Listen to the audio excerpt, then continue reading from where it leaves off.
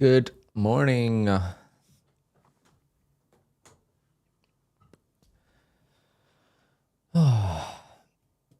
Nice morning.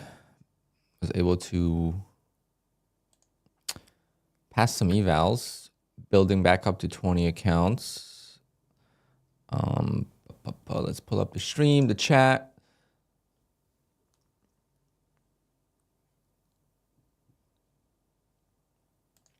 And I should get on live earlier, but it's just so hard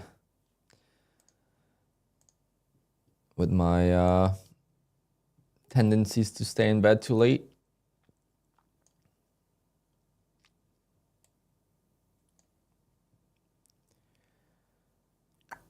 Good morning, Mist. How we doing?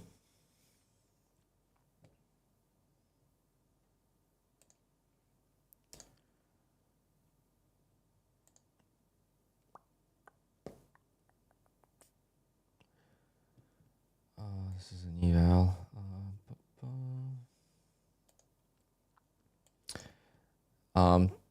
Opening range trade to the long side this morning. Pretty solid. Did go against me a little bit. And my stop was right below this candle. If you see 750 from my entry was like right there. So I just used a $750 stop from the entry. So not the best risk to reward, but just going for a high win ratio. It's been a little choppy lately though. After the elections, I guess the market just slowed down a little bit and the morning's becoming more choppy. It doesn't become as directional. So the opening range trade is definitely going to be trickier for me, but hopefully. But there is one PA account that got blown, unfortunately. After the losses last 2 days, I didn't realize I had no drawdown left on it. But this account is gone, unfortunately. But see how I lose an account and it's at $49,917. That means I lost $83 on this account. Lifetime of the account. I don't know if I got a payout from it or not. We'll have to check, but probably did. So not bad. Not sure why I didn't have a lot of drawdown on it. I think that was my old account that I don't know. But 1, 2, 3, 4, 5, 6, 7, 8, 9, 10, 11, 12, 13, 14, 15, 16. I'll be at 19 accounts starting tomorrow. And then the last one, I should really try to make it a 150K account.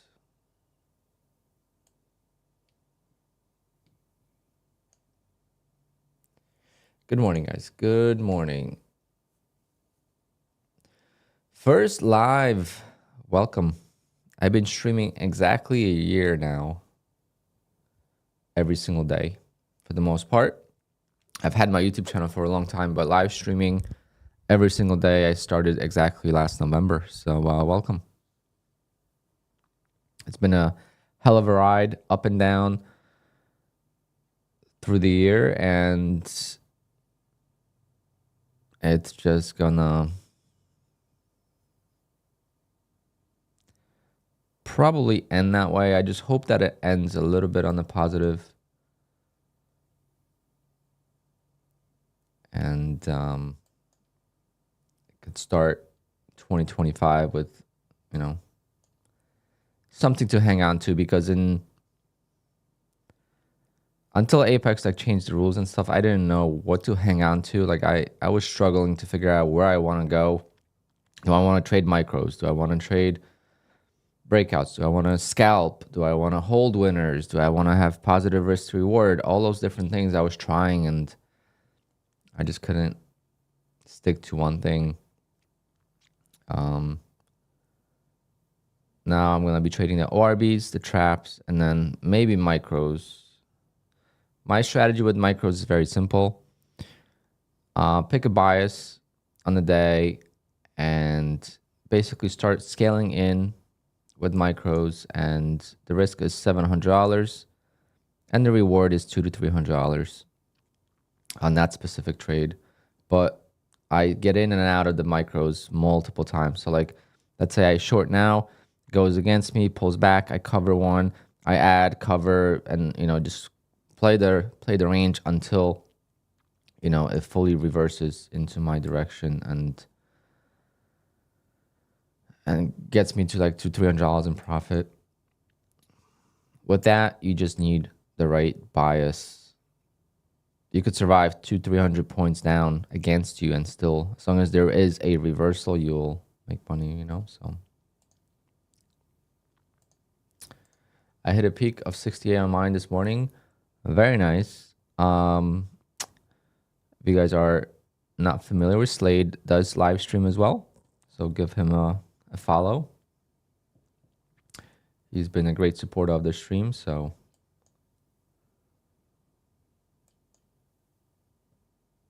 he streams at a different time as well, so it's pretty if you like watching streams, I'm sure you guys watch Jay and other people at different times. Like, I watch streamers to play video games, and I have this kind of like a schedule of who I listen to or who I watch. Sometimes I just listen. Like, I don't even have time to watch, but like I have them in the background.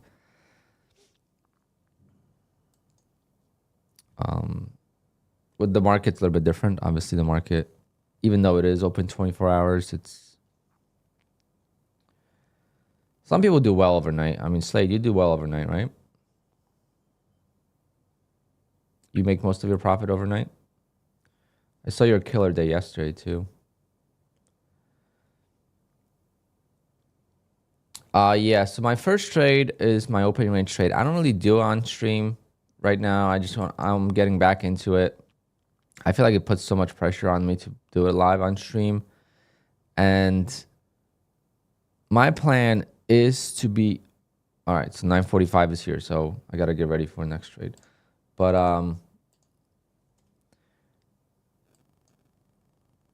one second, guys. I got to put the trade on my funded futures accounts as well. 184.50.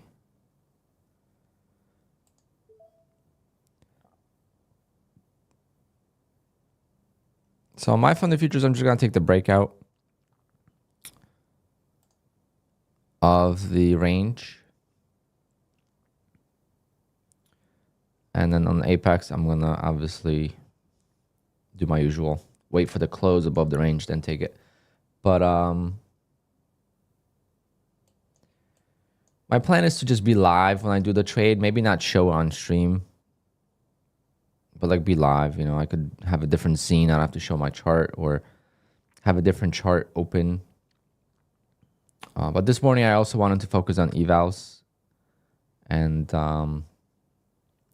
it was good. So I lost 2 evals and I passed 3, so it's not bad. I just YOLO evals,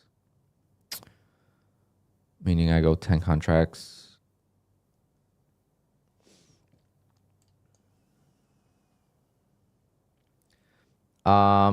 I got the milestone accounts from my funded futures, 2 of them, and then I have 1 eval that I have not done yet. I haven't started. I had it for like 4 days now.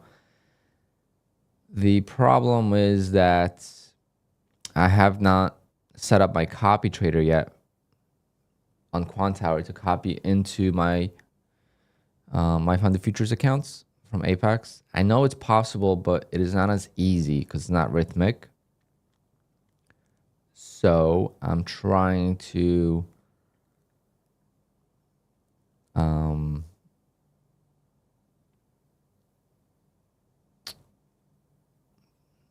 of do it eventually, because I think I need to just copy trade into my funded futures. I think it's gonna be much easier to trade, especially since Bull Knox you can't copy trade anymore into. I have a code for Bullnox. It's called Alpine.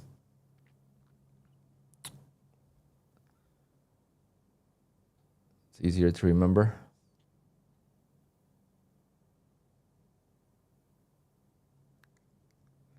How did I develop my edge? Okay.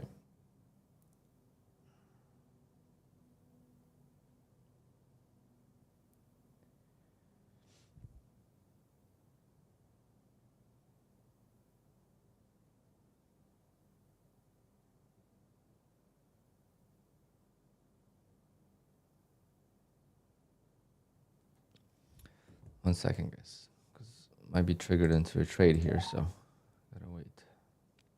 Okay, I'm in my funded futures account.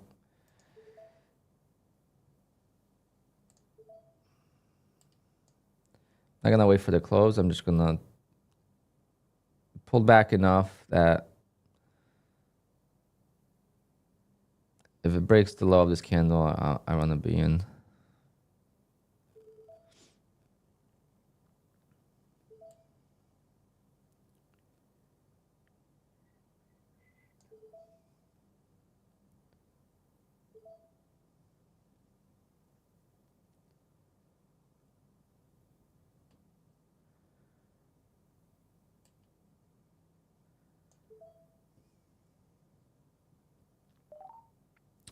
All right, I just got out of my funded futures for 41 ticks. Let's see if we could get out of this one here.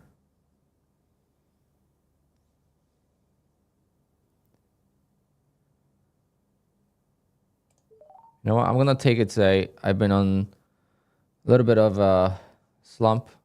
I'll take the money, easy money, and call it a day on that. And now I'm going to just trade some micros. And I'm glad I did. I hesitated, glad I took it off. So, total profit, 358. Not bad. Just need to get back into the groove. And it's what I lost yesterday. So, it's fine.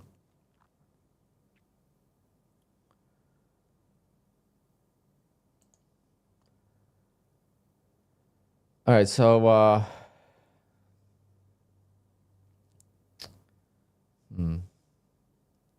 still like this.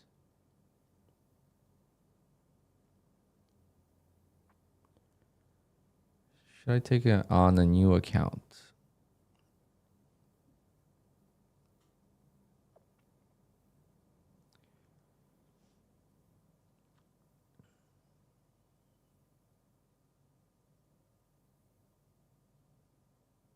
I'm glad I took it off.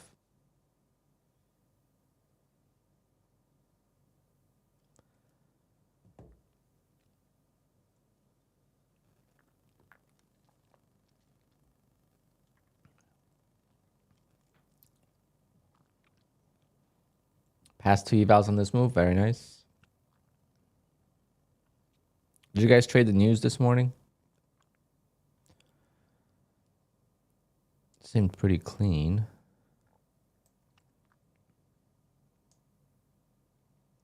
What was the news this morning? Was it CPI?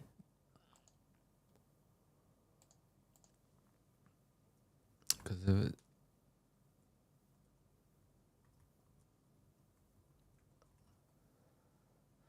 All right, so PPI, I might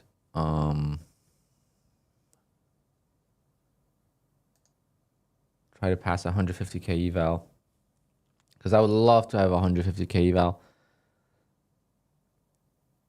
I feel like the drawdown is still tough. Like if, you know, you make progress, but then you take a couple losses in a row, like a third loss is going to kill the account basically.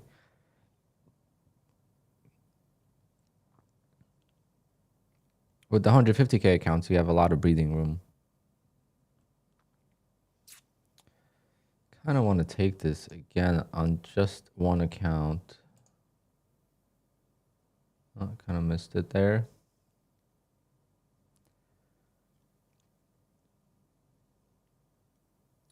I don't know, we're getting into these choppy days lately. Not sure what it is.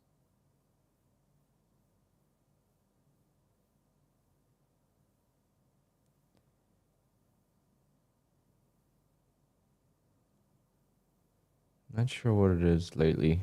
Lack of news, or just that's how we're gonna go into the end of the year.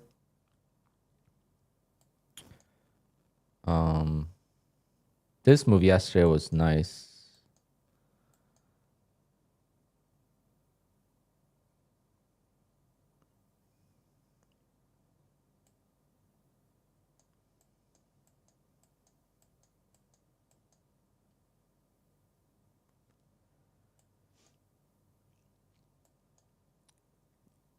Let's see how much I'm up on my funded futures.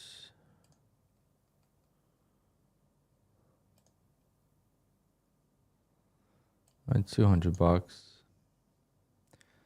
So I'm at 51,337. So I'm almost halfway to payout on that. Takes a while, but obviously first payout will be just reinvest and try to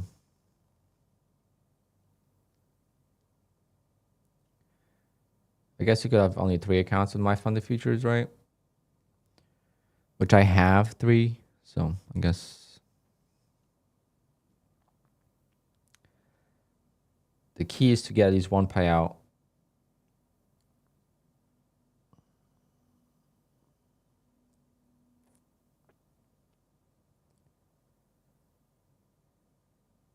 It keeps trying to go higher, but it just can't.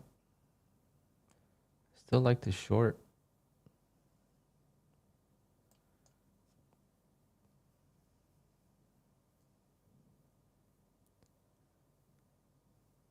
Very tight range, only 45 points this morning. For a 15-minute range, that's very tight.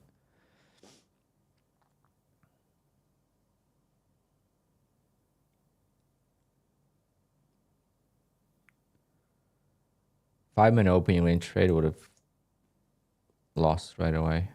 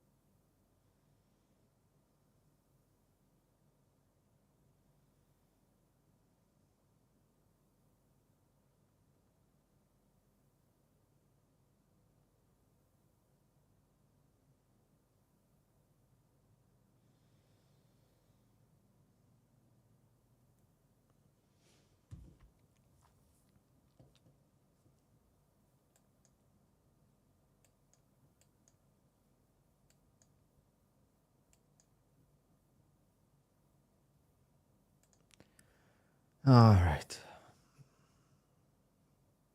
How'd you guys do yesterday with the chop?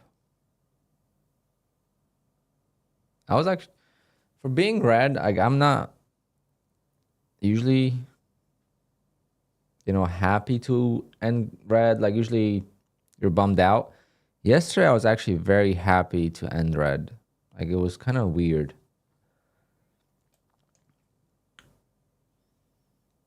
I guess just the way I managed the trades, and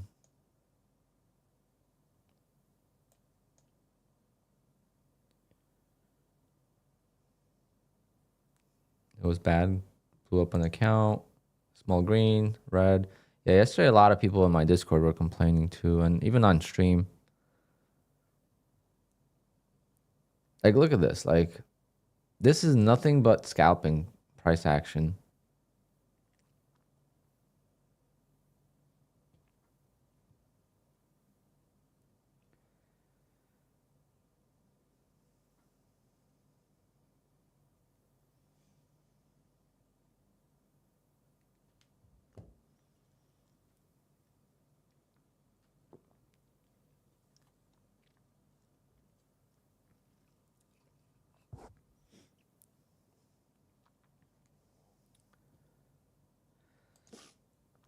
It's because you didn't have to deal with a comedy show from using a phone hotspot.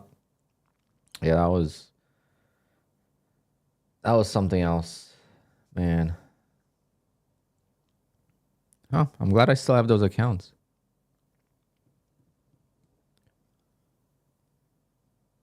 The funny thing is, when I checked QUANTOWER, like, I mean, not QUANTOWER, when I checked Rhythmic, it still said I only had 2 trades. Even though QUANTOWER kept making the noise, like, I don't know why it was making the noise, but like, it wasn't like filling me into trades. I don't know what it was. It still took 2 trades, one for 750 loss, one for $200 win.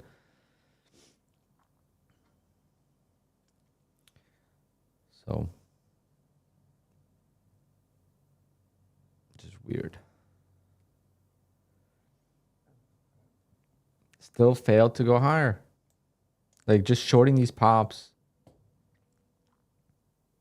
People are buying these pops probably. We need to short them.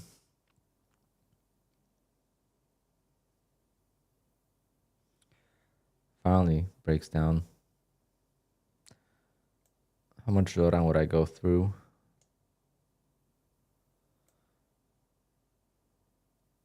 Yeah, I would still be in if I had my stop loss at $750 loss. So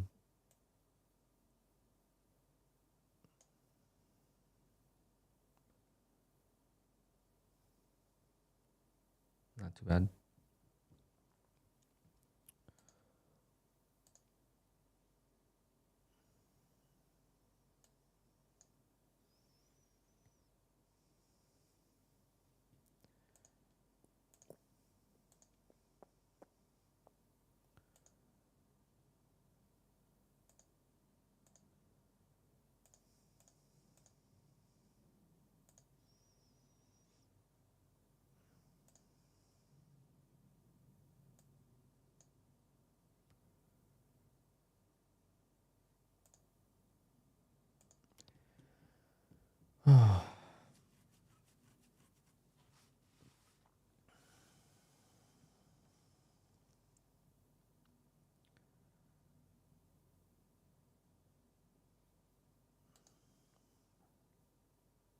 You're in at 100.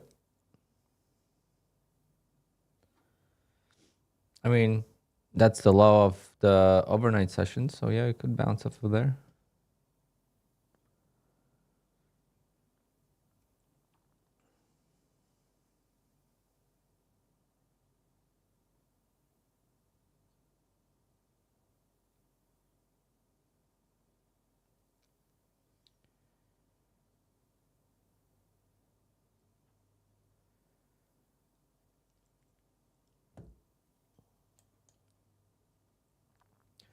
All right, so what we're gonna do is we're gonna switch over to micros.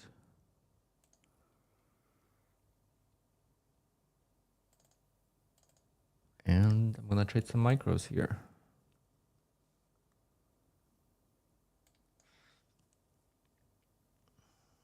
Except I'm just gonna wait.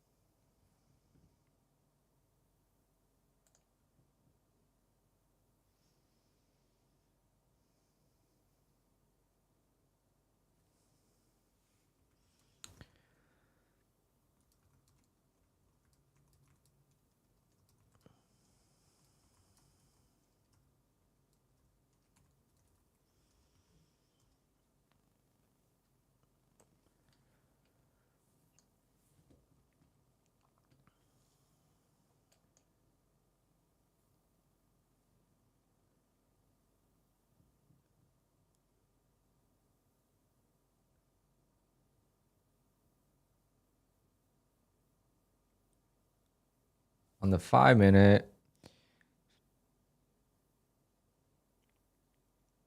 it's hard to pick a bias because it looks like it wants to fall apart, but at the same time, every time it did that, it did find a bounce. So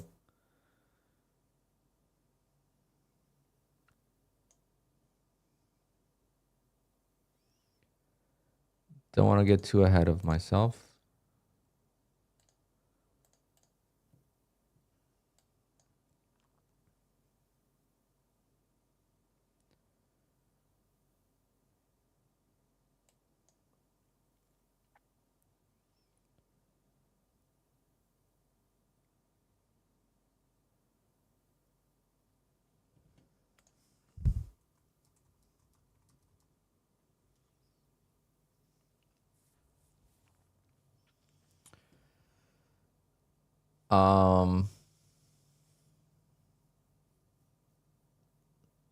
Yeah, 945 would have been the killer again. I just didn't want to sit through all the drawdown. I should have taken it on this account though, like I said.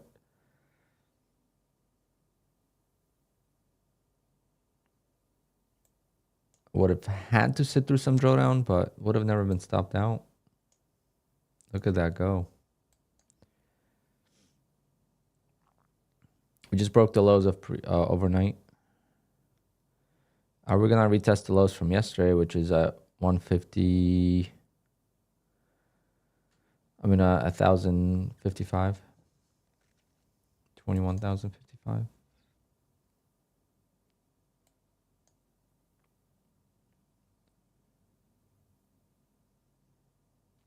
Happy to see you found your stride back. Yeah.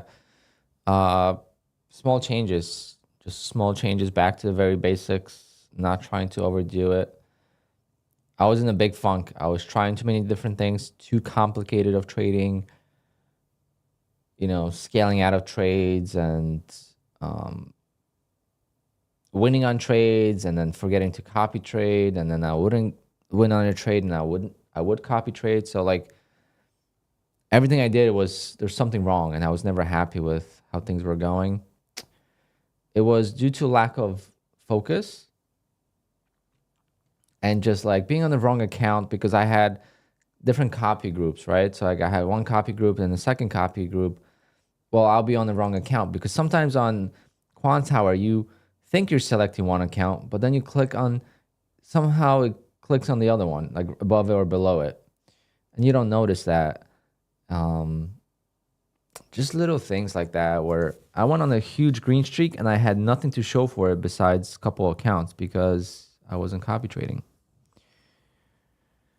So then I decided, all right, well, it's going to be a 1 leader account. So account 240 is the account that leads all the groups. I just got to select the right group on the copy trading panel. And then, wow. And then no more trading micros for the 15-minute opening range trade. Because I would trade the micros on the 15-minute opening range trade and then minis on the 9:30 opening range trade. And then sometimes I would be on the wrong contract, and I would take 2 micros for the opening trade, and I would make like $10. And it's just like silly mistakes like that. So I just went right back to basics, do the same thing, and I changed my opening range trade parameters a little bit as well. I do go for a little bit of a bigger target with less size. It kind of keeps my check, my risk in check. With $750 risk, it's pretty wide. But a big sell-off here, big sell-off. I'm going to see how it reacts here because we're at the lows of yesterday.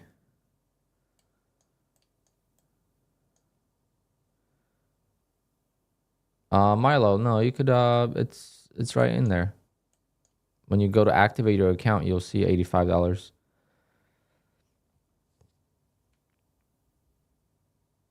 I just did one today.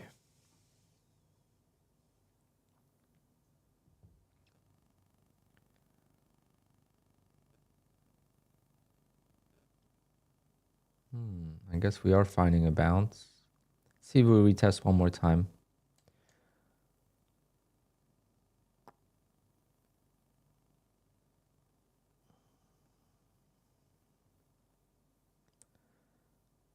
140 is gone for now. It hasn't been 140 for a while.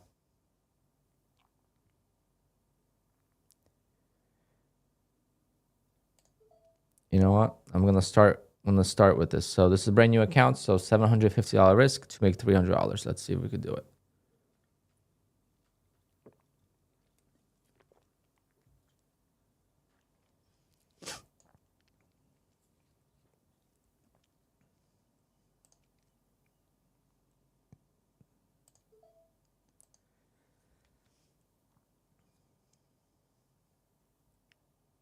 I'm playing the bounce,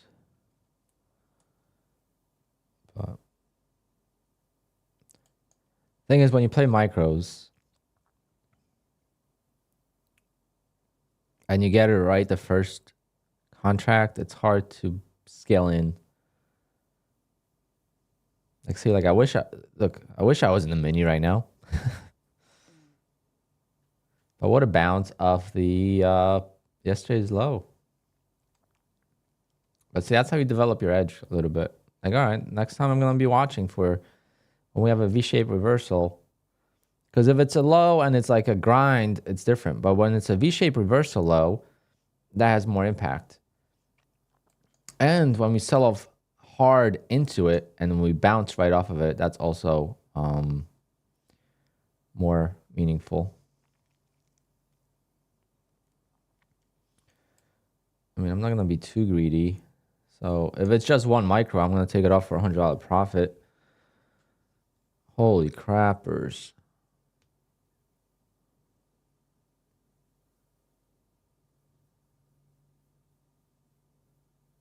I'm glad I took it.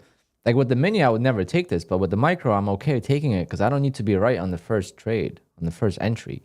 I just need to get the right bias. And that's how I used to trade minis with DCA. I would never DCA. I would work around the core, but sometimes I would add to a losing trade, which they classify as DCA. So it just makes trading a little bit more at ease. You're not as stressed and tense. But do I want to add to the winning trade here, or do I just want to wait to see if it retests the lows? That's the difficult part. Because once you start adding, once you have 3-4 contracts, it starts to move quick.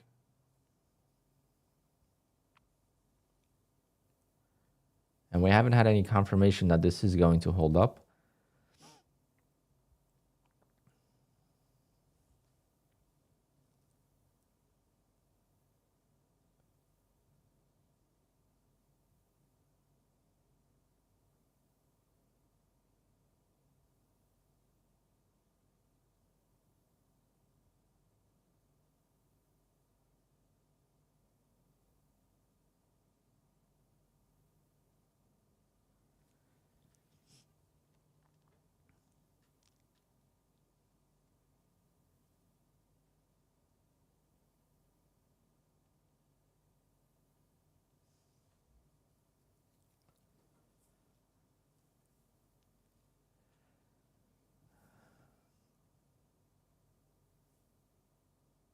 Kind of resisting the moving average.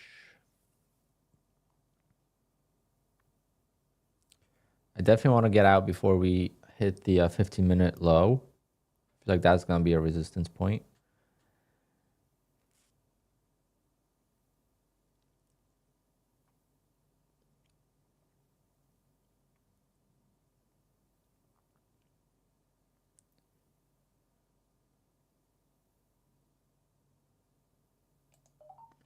I'm going to add. See what happens.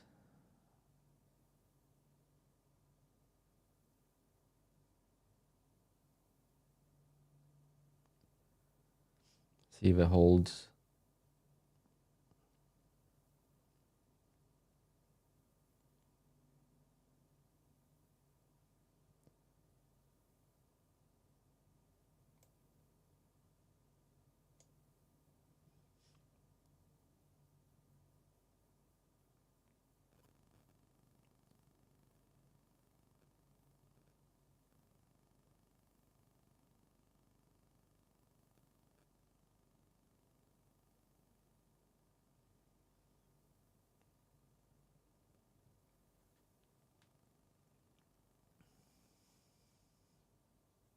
Yeah, I mean, you're gonna leave some on the table, but 582 is really nice profit.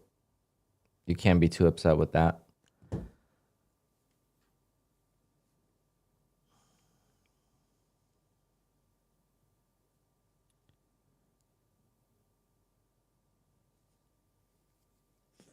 Especially with 30% consistency rules or whatever you, I don't know what prop firm you're trading with, but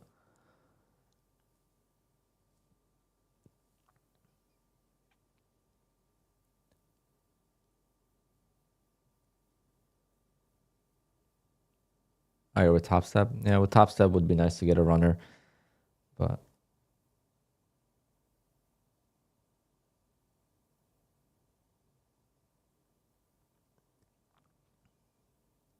that's how I get in trouble with Top Step. I let it run and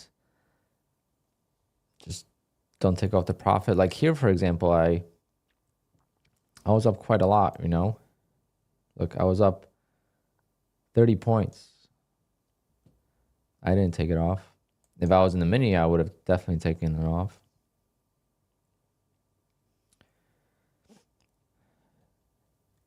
Dom, what's going on? Been good. Been back on the grind with the scalping ORB and it's been going pretty well. The big change is that I could survive an ORB now. If it doesn't work, I take a loss and we move on. So that's the big change. In the past, I wouldn't use a stop loss. So there's going to be more losses now, of course. It's not going to be as consistent because in the past, it wouldn't work, but I would work out of it and make it work. That's not going to happen anymore. I don't add to the opening range trade anymore.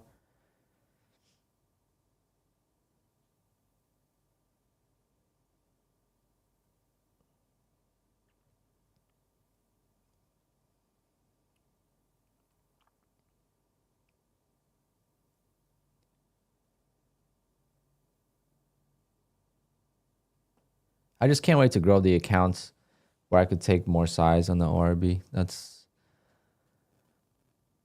I risk around 375 per contract. So I need to get my account to a little bit over $3,000 in profit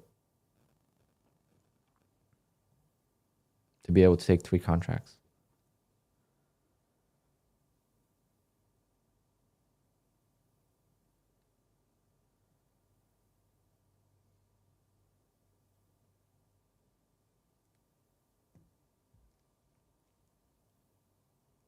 I could take 3 on the 250K account, which I might start doing next week. If tomorrow and Friday go well, then I'm going to start doing bigger size on the 250K account. Just add 1 more contract. On the 50-minute ORB, it's hard because on the 50-minute ORB, I risk 750 on 1 mini. So I can't go to 2 minis. That's too much risk. So for that, I would have to do micros.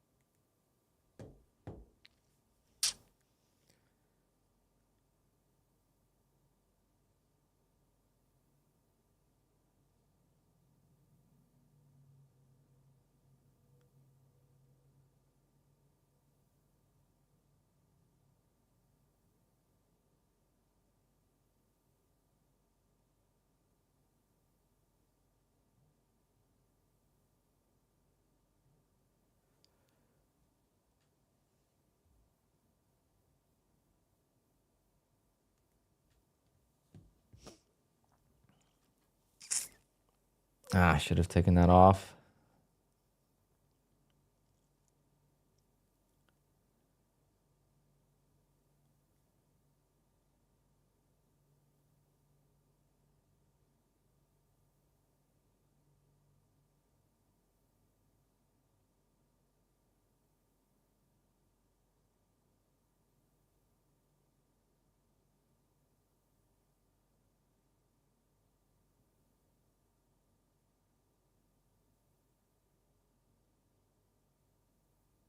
Well, the key for ORB is small profit, you know. So with micros, it's kind of tough, and with ES especially, it's kind of tough. I mean, I'm sure you could do it. Actually, let's see. What did the 15-minute look like? I've actually never looked into the 15-minute opening range trade on ES. Maybe I should.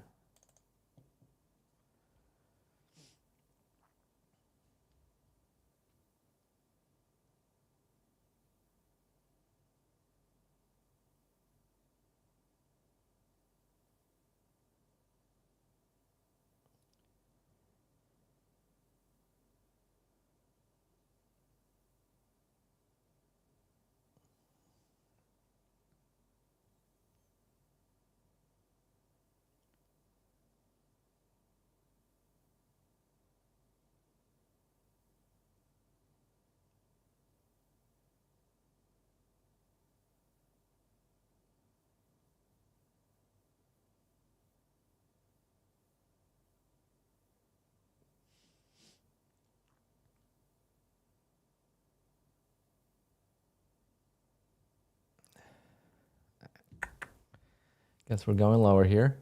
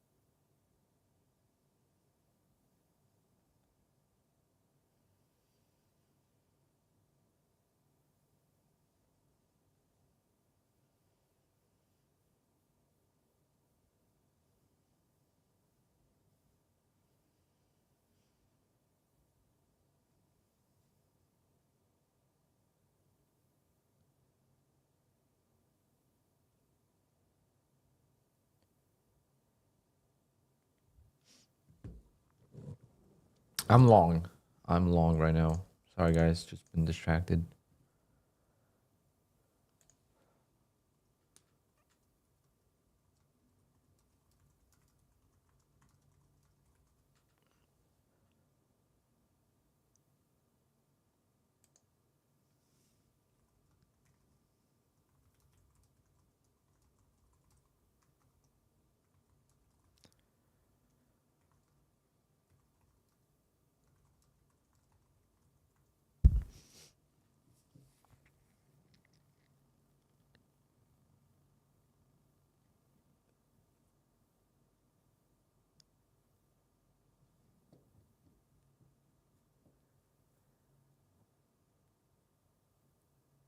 Um, Claudine, I mean, maybe, but I'm trying to do on different accounts. But 15 micros and 3 minis is trading almost 2 minis and 3 minis. So that's not really inconsistent. You're just trading different instruments. I think trading like 1 or 2 micros versus like 5 minis, that's the big difference. But I have different strategies. So for me, if I get denied, then I'll know. But I try to do it on different accounts. It's really the dumbest rule ever. This is how like regulations, if the regulations step in and they see these prop firms are doing these things, that's not good, in my opinion. Like, they're going to control how I'm going to trade. Oh, like, I don't know.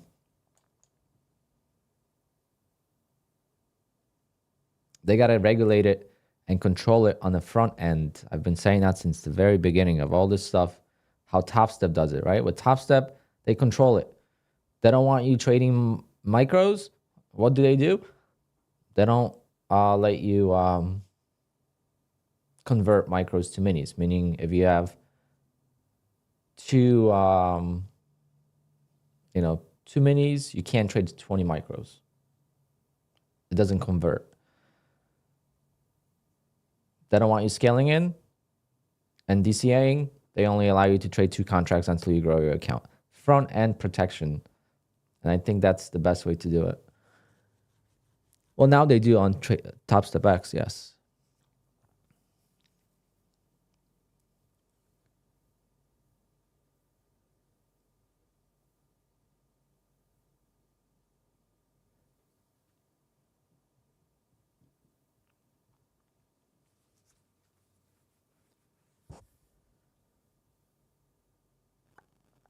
Come on, let's bounce here. Let's bounce. I didn't want to add there because I'd rather let it play out and not be, too concerned with this price, consolidation. Again, trading micros, I wanted to go even 100 point against me and not really feel it. Yeah, in Top Step X, they changed it, but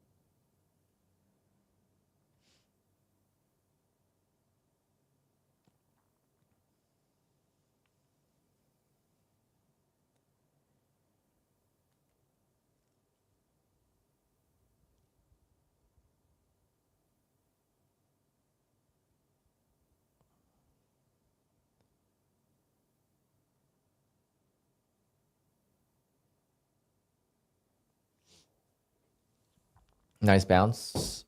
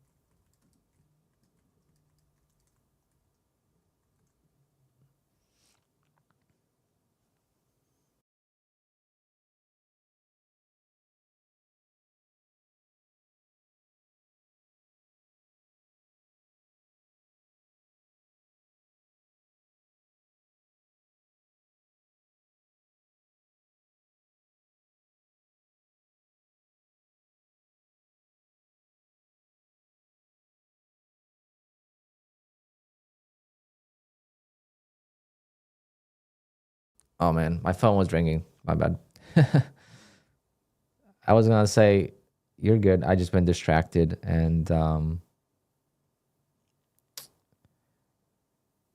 just focused on the trade, so I haven't read the chat. Yep, at least I could pronounce your name. There's some names in here I can't pronounce. So when when we do giveaways, it's your first day on the stream. So sometimes we do giveaways and we have like a race.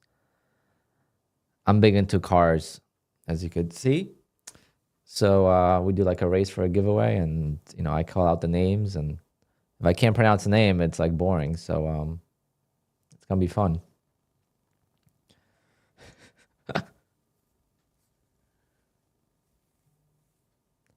But it's like a game. So I pick people, all the names, like 10 people, and then type 1 in chat if it's your first day in stream, or this is your first week in the stream.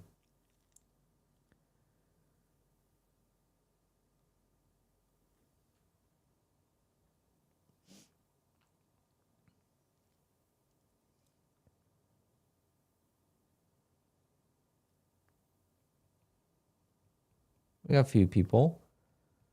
Wow. Well, I stream every day.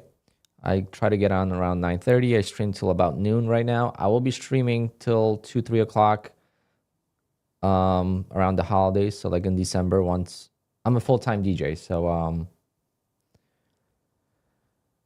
a full-time DJ. So right now it's not peak of my season, but it's still pretty busy. Like last night I had appointments till 9 p.m. Like I was exhausted. So I run the business, but it's off season from December to like March. So during that time, I stream a little bit longer. Plus, it's cold outside, so not missing out a lot. Versus now, I still like to go out, drive my car. I love driving my car. So, all right, let's see if we could get this first target here. 123 and a quarter. Kind of risky target there, but I feel like we're going to hit it. There we go. Solid. I don't have IG for streaming.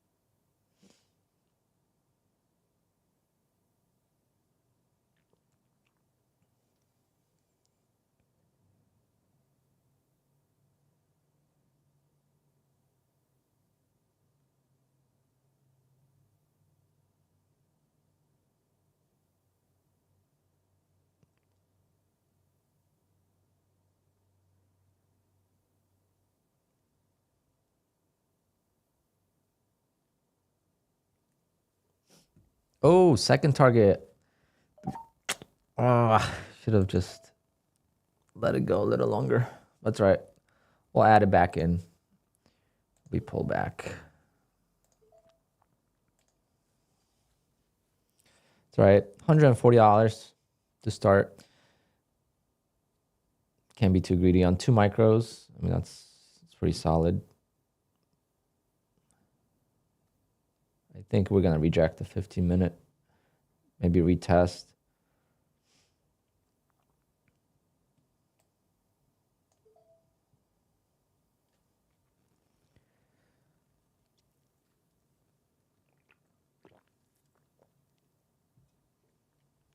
Yeah, I'm trying to get to 25,000 by end of the year.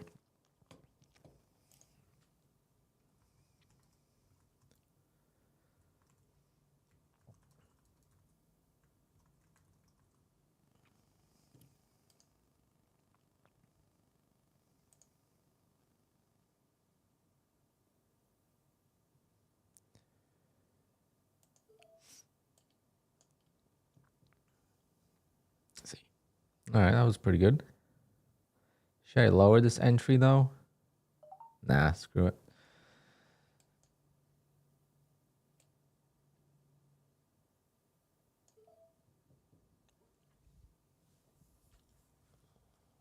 I look at it as one big trade. I don't look at it as a brand new trade. It's all still one new trade. However, now I started at 140. So I could get this go to negative 600.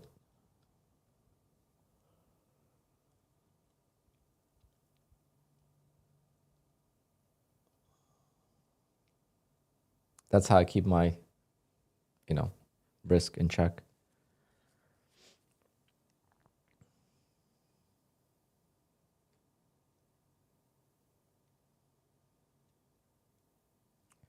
Wow. Imagine I get this target right away too. That's incredible. It's like on the mini, I would never take this entry.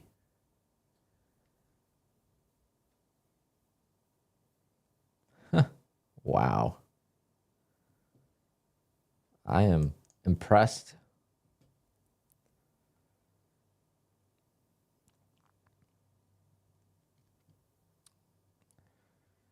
I might have to take this off. I don't know if it's going to film me.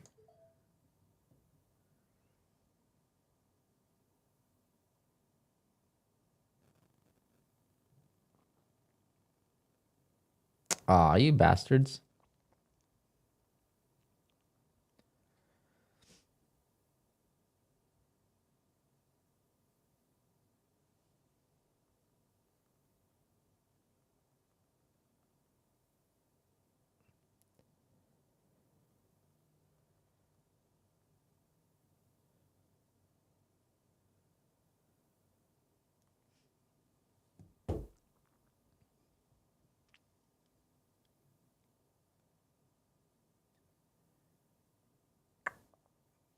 I can make that a poll. It's a good question, actually.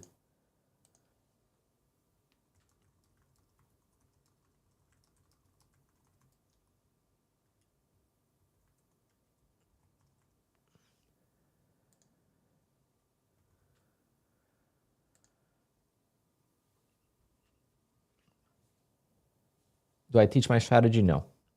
I don't think you could learn from anyone on YouTube, to be honest. The strategy itself. Concepts, basics, stuff like that you could learn, but not a strategy. You don't want to copy anyone.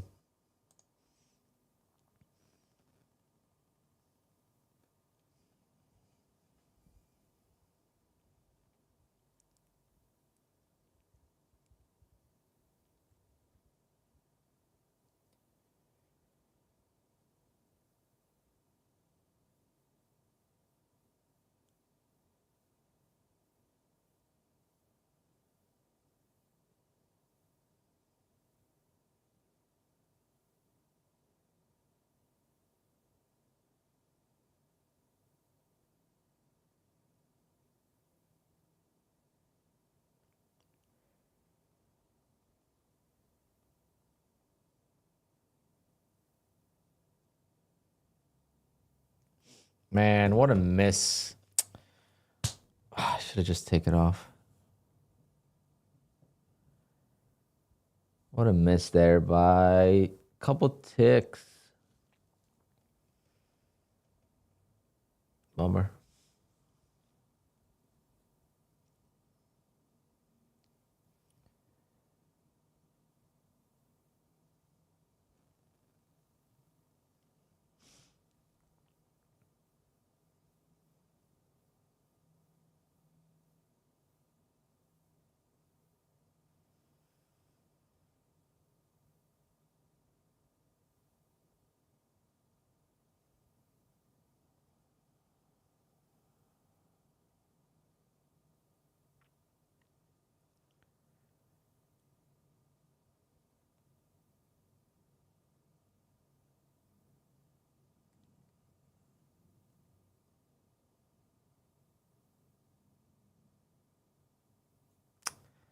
Bummer. Should have been out of this trade and re-entering it again.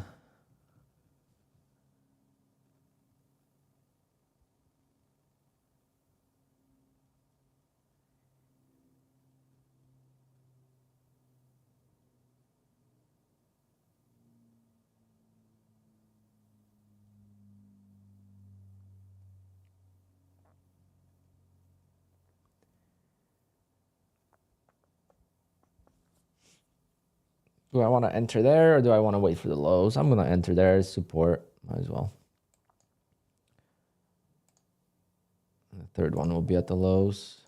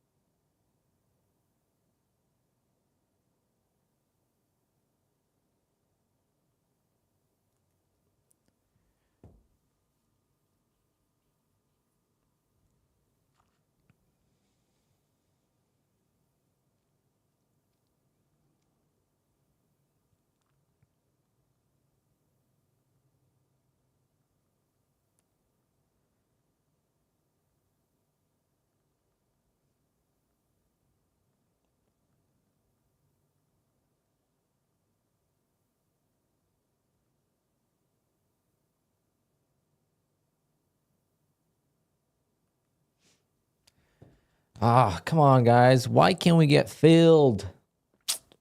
We missed the target by like a couple ticks, and we missed the fill here by like 4 points. Would have been so nice.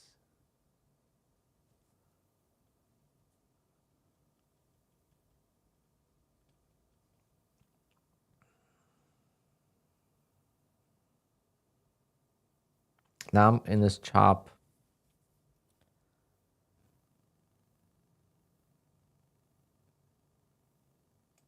Now I'm going to go for a little bit more. Screw it. I feel like eventually it's going to break up.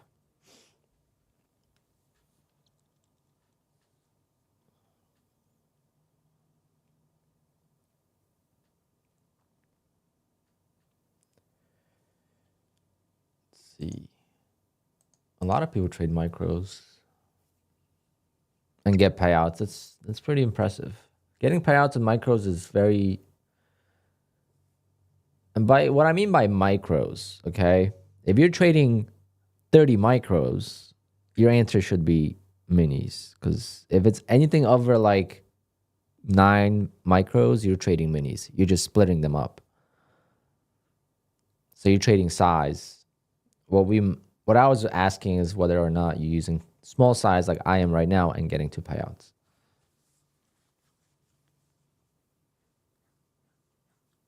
What strategy do I use? I use an ORB, so 930 ORB. It's just my own strategy I came up with. No one has ever taught it to me. I've never seen anyone do it beforehand. Then the 945 opening range trade, so it's a 15-minute opening range trade. That is a common strategy that you'll find everywhere, even on stocks and all that stuff. So I used to do the 5-minute, and it kept failing after a while. So then I did the 15-minute, and it works really well for me. I had to make some adjustments on it, but I think it's pretty solid. And then the way I'm trading right now, it's just intuition based. That's something that I developed with stocks. But what I'm doing right now is I'm trying to determine the bias, which I think the market will bounce off yesterday's lows and go a little bit higher. I don't really care exactly to be precise on my entries. Now, it does suck when I get a perfect entry and I get missed to fill my target by a couple ticks, and then price comes back and I miss the ad by a couple points. Because the difference is if I get filled here, right? If I got filled on this entry here, I'm selling, for 30 points of profit, one contract. I'm already up a lot more than I would be up, now. So now if the price comes back down, instead of being green, I'm now going back to red. It's kind of just annoying, but that's sometimes how it goes. Because I could have gone out. Imagine I took it off here for $50 profit. Imagine I got filled here and then I took another $50 profit there or even more. Then you start building the cushion. And it's intuition based first time you heard something like that. In stocks, it's very common. In futures, there's a big thing where it's not intuition, it's system based.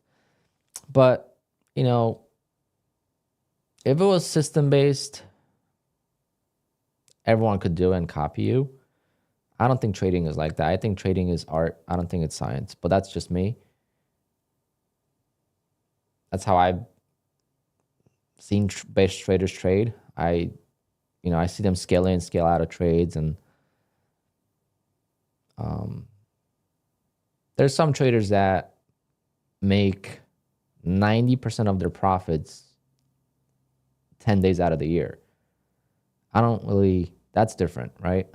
They take advantage of like news or something that happens very rarely, like in stocks, like for example, down at DJT, during the elections, like that was an opportunity for some people to make a lot of money. So, traders like that, it's different. They're not as consistent, but that's because they take opportunity to the next level and they make most of their money on a handful of days out of the year. I'm talking about people that make money every single day. That's what I like to do.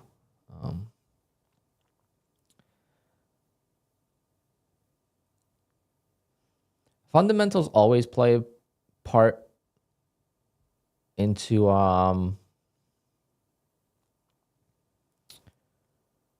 fundamentals always play a part into stocks, I think.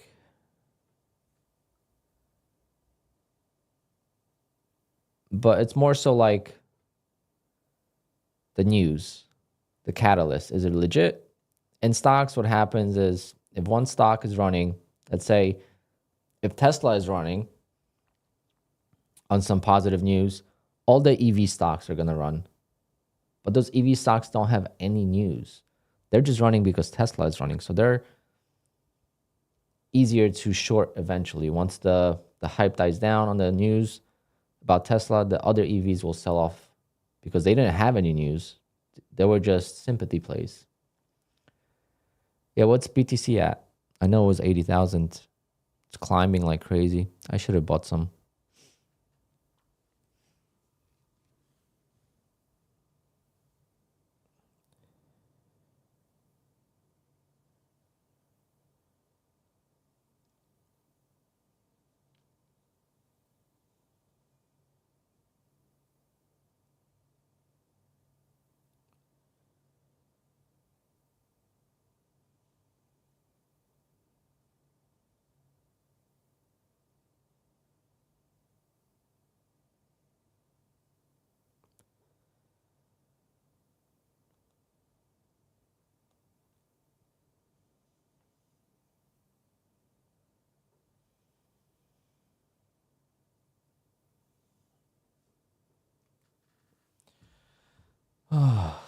Just chilling here.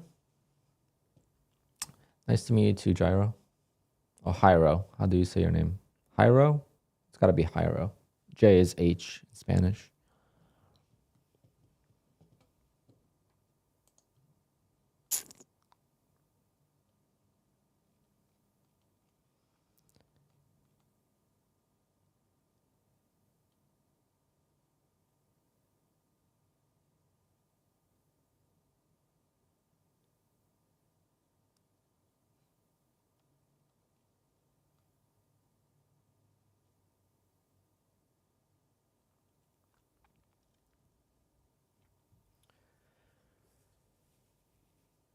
342K. It's inspiring. That's the goal.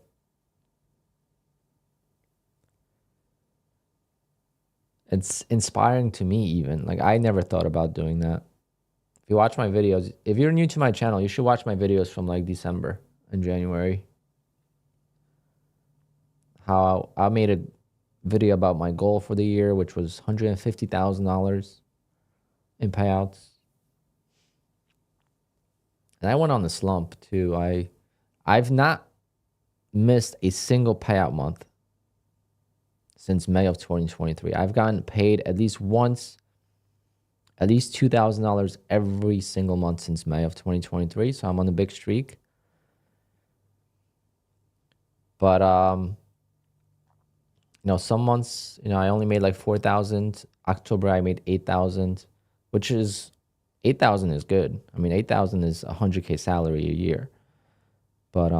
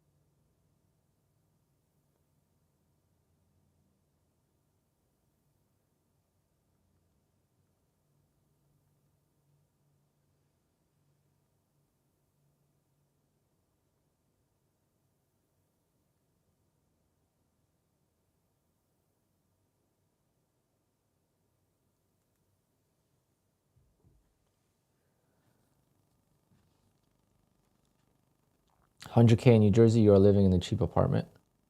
Yeah, I mean, 100K, but you got to look at it as 100K side income, extra income.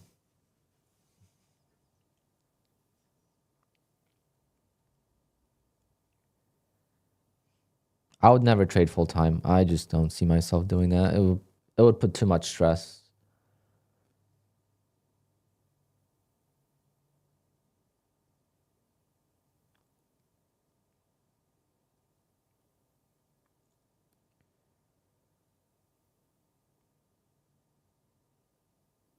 New Jersey is pretty expensive, yeah. I mean, I know a lot of people that make less than 80K. I mean, less than 100K, and they do fine. It's just like right now, like buying a house right now would be impossible on a 100K salary, unless you have a lot of savings, or you're just buying a tiny house.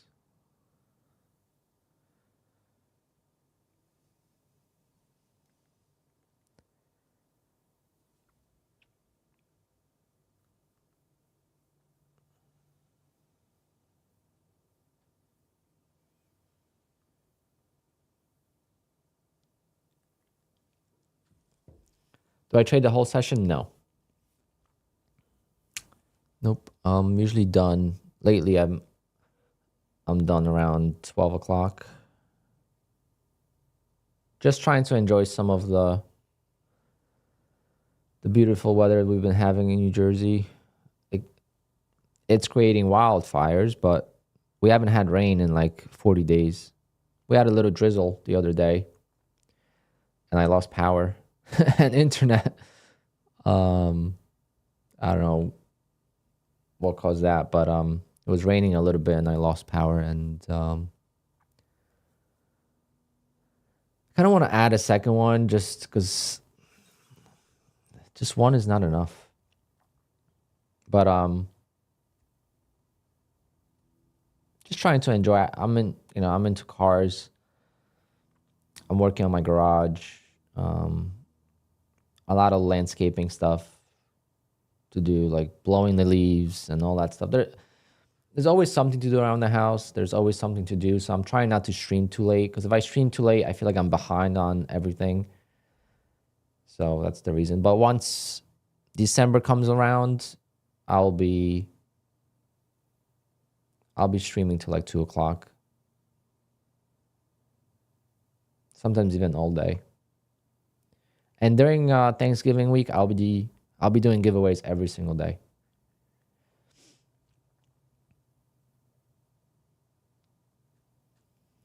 Would I want to go back to Poland one day? No, not to live there. To visit, yes, but not to live. I'm just so used to the US. All my whole family is here. I mean, I have a lot of uncles and cousins in Poland, but my immediate family is here, right? So, and I was 12 years old when I came here, so like I would have to rebuild my life there, which I don't like moving. Like I wouldn't even want to move out of New Jersey just to save on living.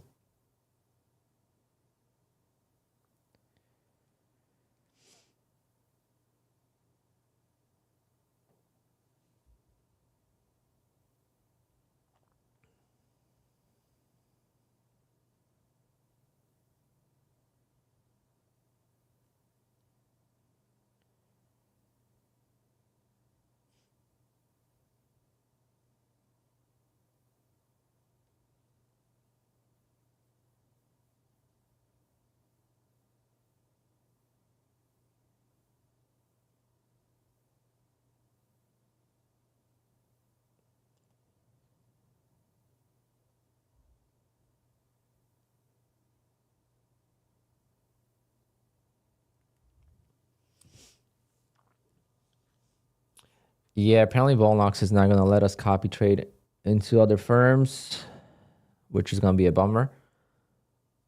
I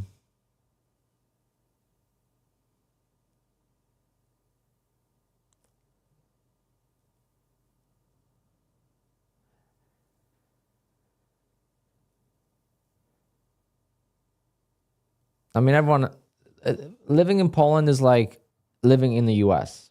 If you live in New Jersey, right? I live in a small state, New Jersey. On the map, it's a small state. If I drive an hour away from me in any direction, I could go north, south, west. Can I go east? Well, east, yeah, even east. It's a different world. You drive east, you drive into New York City. Completely different world than New Jersey. You drive west, that's PA. That's like, just a lot of a different living, completely different living. You drive an hour south, you're going either to the beach or you're going to the farmland. That's why it's called the Garden State. You go north, you're going to upstate New York, which is also farmland, and it's like going west to PA. Like it's just an hour away from me, any direction. It's a different. Like if someone grows up an hour away from me or 2 hours away from me, it's a different United States experience than what I live. Same thing in Poland. Where I grew up in Poland, I had a house. We still have the house. I have a huge driveway, and I have 100-yard backyard. We had a soccer field. We had a hockey rink in the winter. We had a volleyball court. And in the front yard, we played basketball and tennis and roller hockey. All my neighbors had no driveways. Houses touching each other, no space between the neighbors. I just had a different, environment, and that alone, like, could be a different experience. That's why I never, like, when someone says a country sucks or whatever, it depends where you're from, where you live. Poland is pretty massive, so.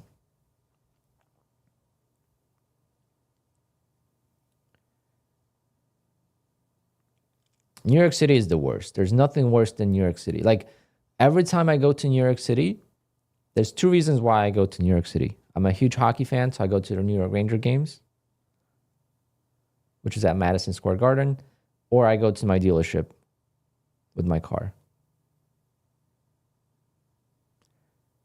And every time I go to New York City, I say, wow, if I was a tourist and I paid a lot of money to come here for vacation to visit New York City, I would ask for a refund. It's such a scam. Like, New York City is a scam. That's how I look at it. Like, it looks beautiful in pictures and it looks beautiful from bird's eye view. But when you're walking down in New York City, I mean, it's awful. And the traffic and all that stuff. It's just, New York City during COVID was great.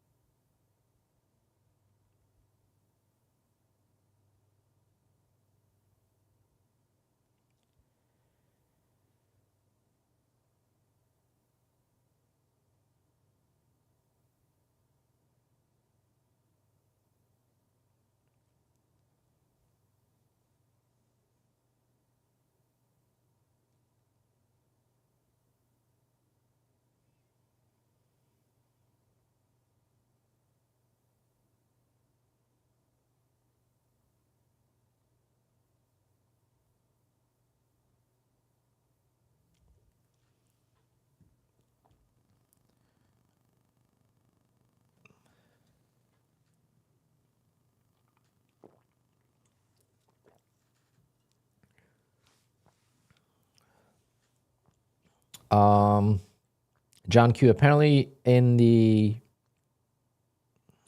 log, you could see if it's copy traded.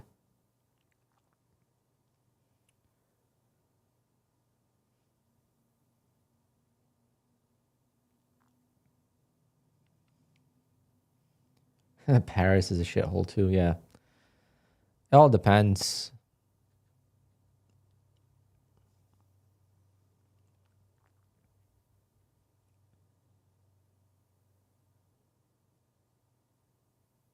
Come on, we're stuck in this stupid range. I would have been out of this already so many times if I just took this profit here.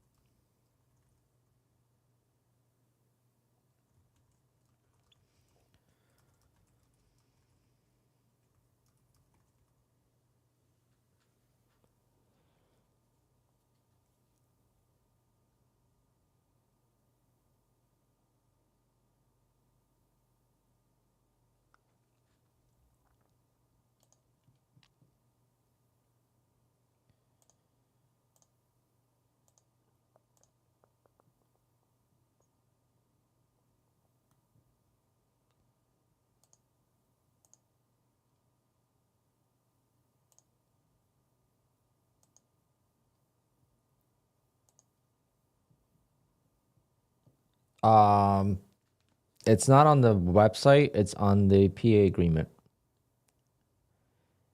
Let's see. If you go on my stream from yesterday, you could find it. Let's see if we could find it for you.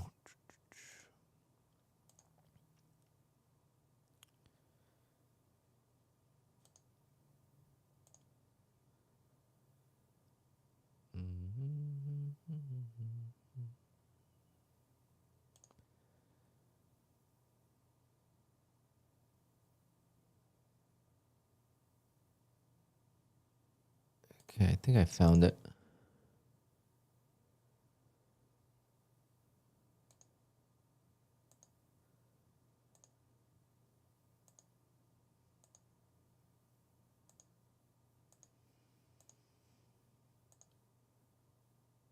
We also found out that Bullnox now calls it rewards and not payouts.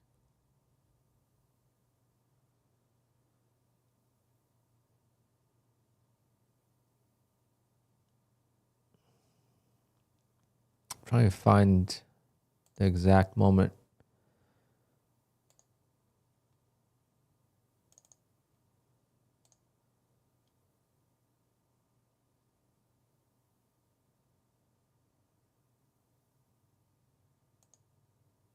There it goes.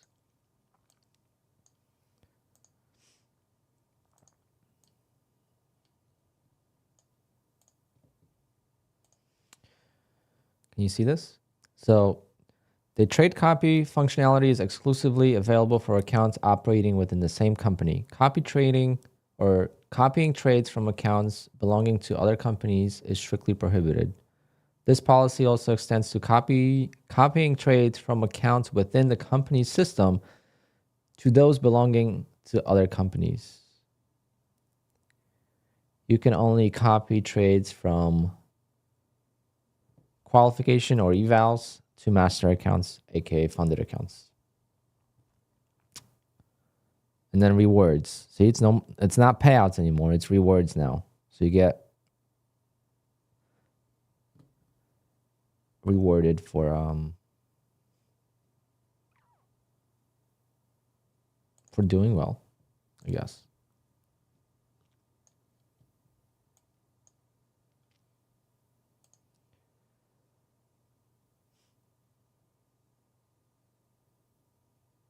I feel like regulations are just watching and big things are changing soon, my guess.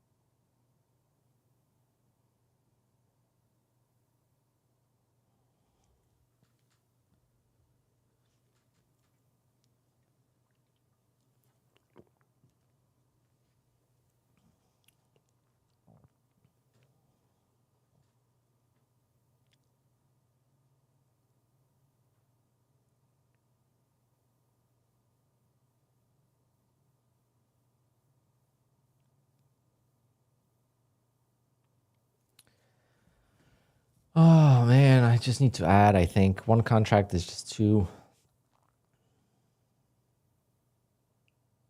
little, but we're just gonna wait.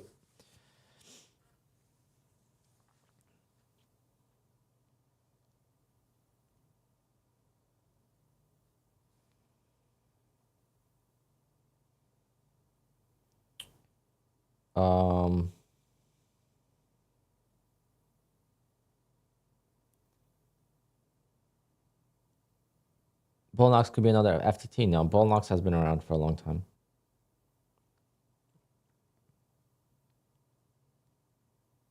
I wouldn't be concerned with that. It's more so like the regulations. Possibly.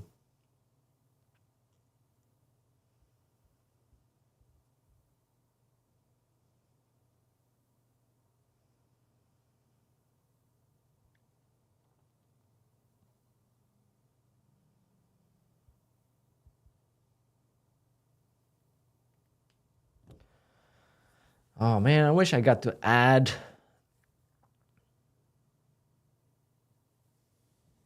Nice, Gary. Just hold long and I wonder how it works with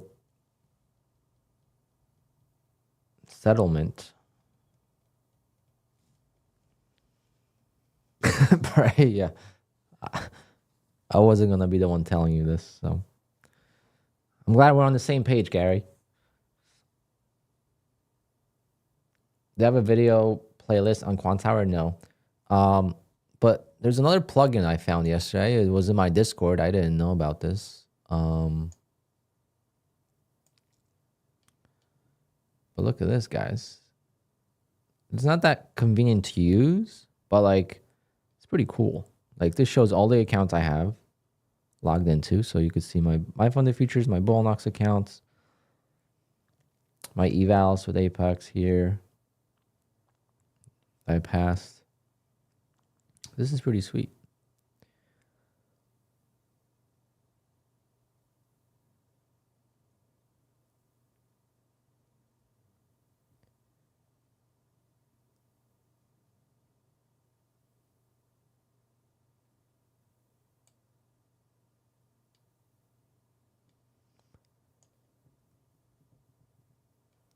You just make almost 4K this session, yeah.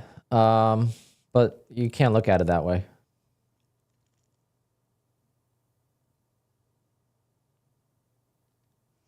Does the term reward make one pay less taxes? No.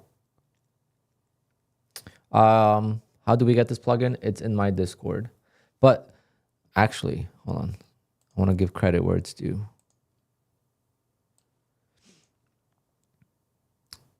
Twitter.com or X.com ARNUD64.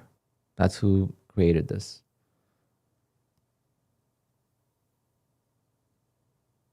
It's a plugin. But if you're in my Discord, it's right in the plugins and indicators.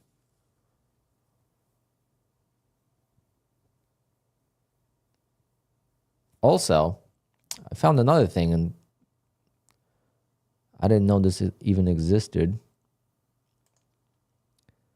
But look, if I go to performance, right? Look at this.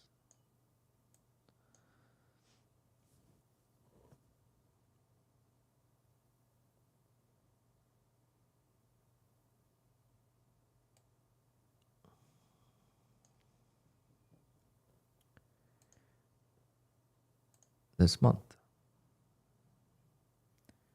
So you could see I went on the drawdown and then I came back up.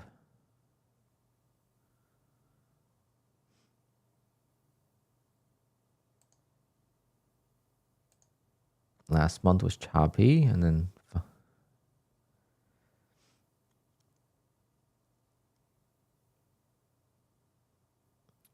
total trades 161.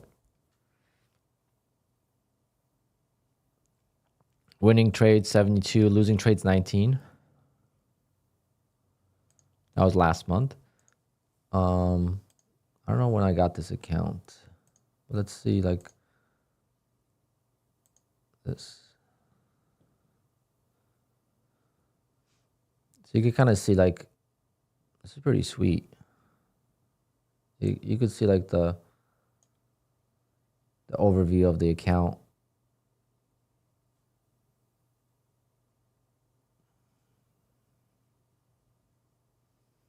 So you can see when it started to kind of heat up for me. And this is last couple days, but overall I've been making good progress.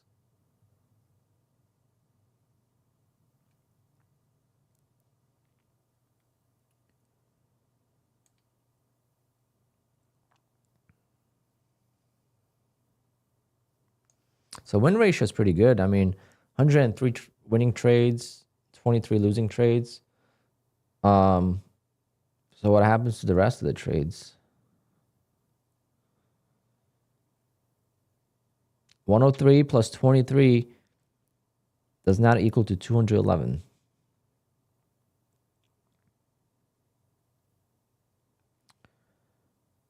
Break-even trades, I guess, but I don't see them on here.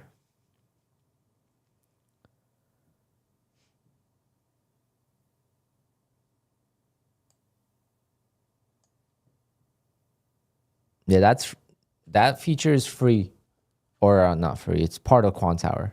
Versus this is a plugin.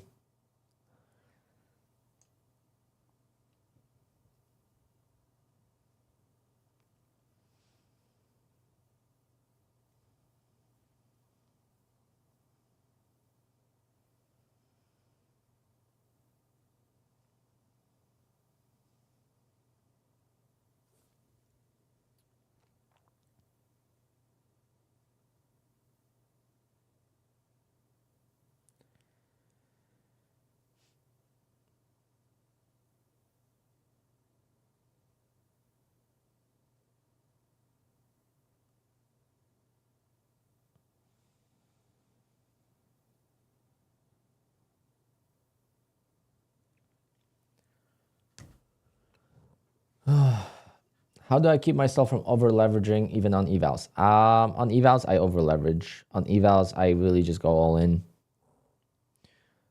That's why I do better on evals for the 50K accounts. I don't do as well on the 150K accounts on evals because I don't have the patience.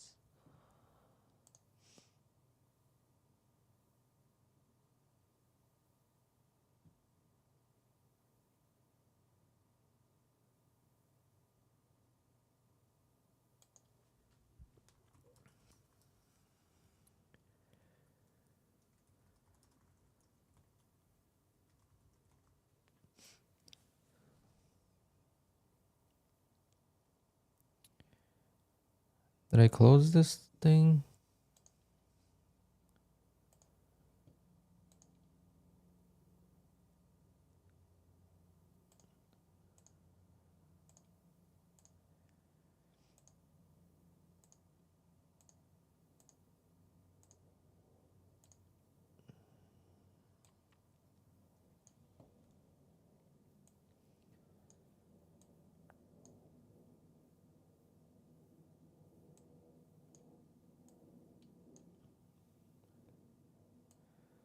I want to take a screenshot of it.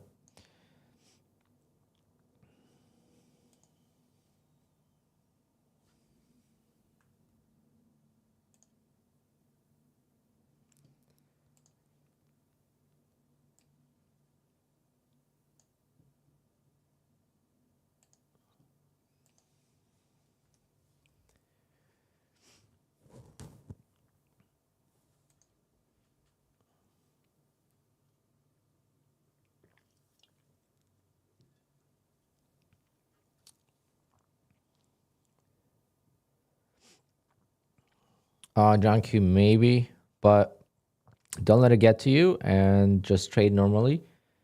If you do get denied a payout, then at least nothing happens really. You just gotta trade 8 more days. But as long as you close it quickly, apparently it's good. If you actually made a lot of profit, that's when it could be an issue. But if you closed it quickly, then I don't think it's gonna be an issue.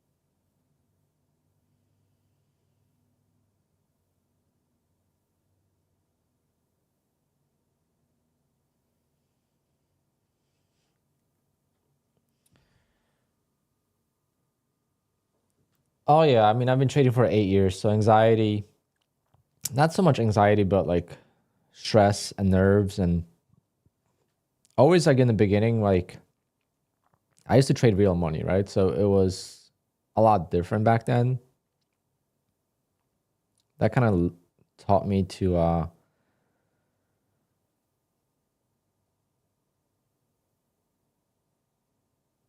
oh, hello. Can we continue, please? Bastards.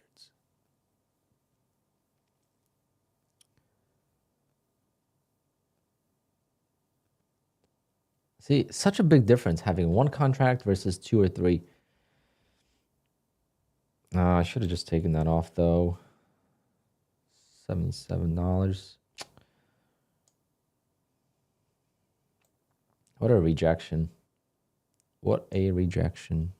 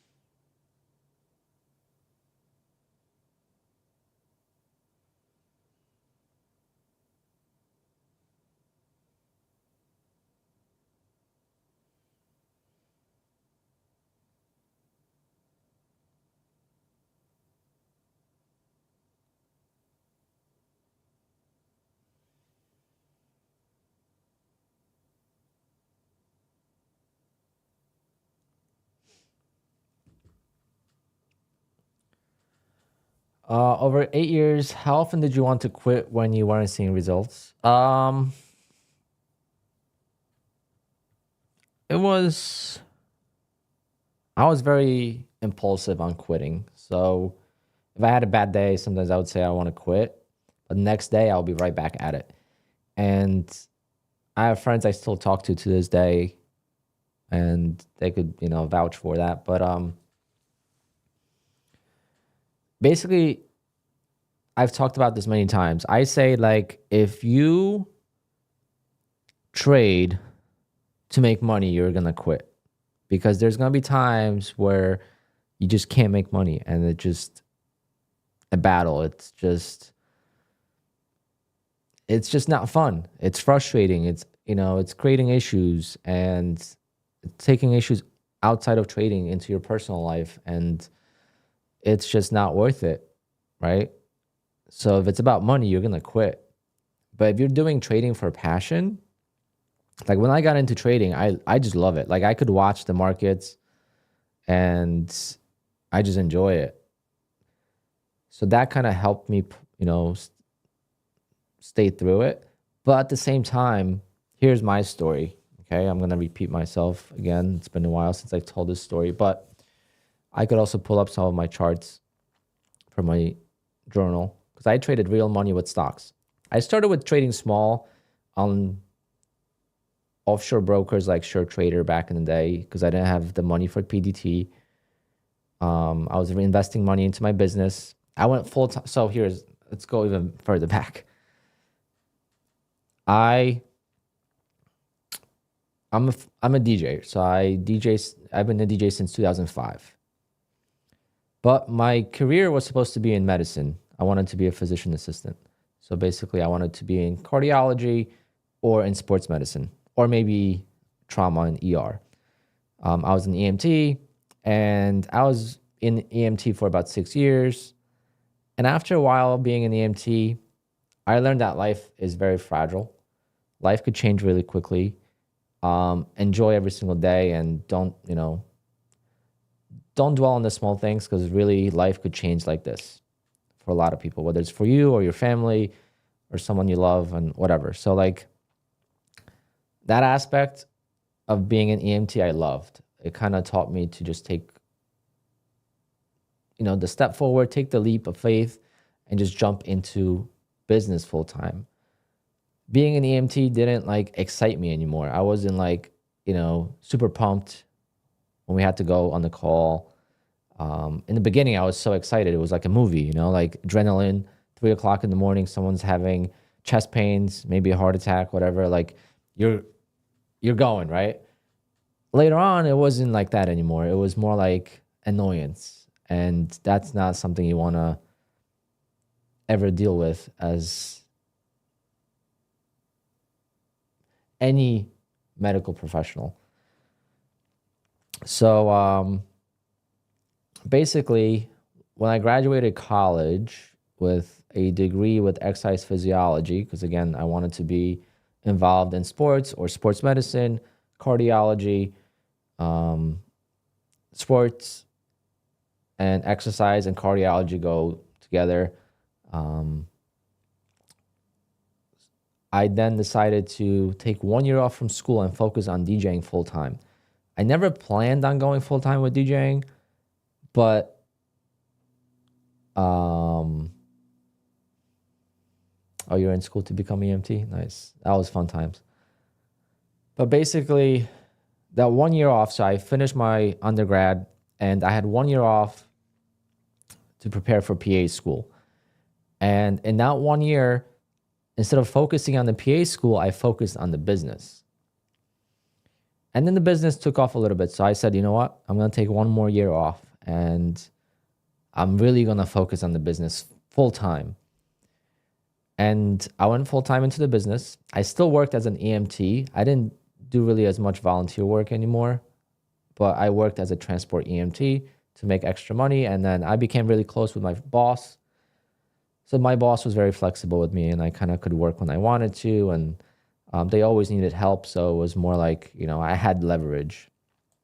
They could rely on me and stuff like that. So if they needed help, You know, they would, when they needed me to come in and they asked me if I could really come in, I knew I could trust them and they really needed the help. They weren't just abusing me. And then same thing, you know, it was like a really good relationship. And even to this day, my former boss still goes to racetrack with us, and he has a Corvette.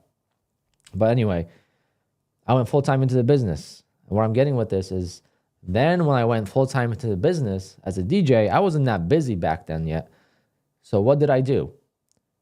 I was like, how else can I make some extra cash, right? So then I looked into like drop shipping and investing and penny stocks and all this stuff, and drop shipping, all that got boring. I was like, nah, this is not for me.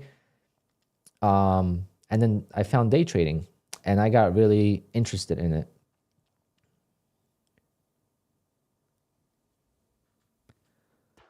Let's go. Before we continue with this story, let's get this final target hit. Please don't do this again to me, market. Please. Anyway,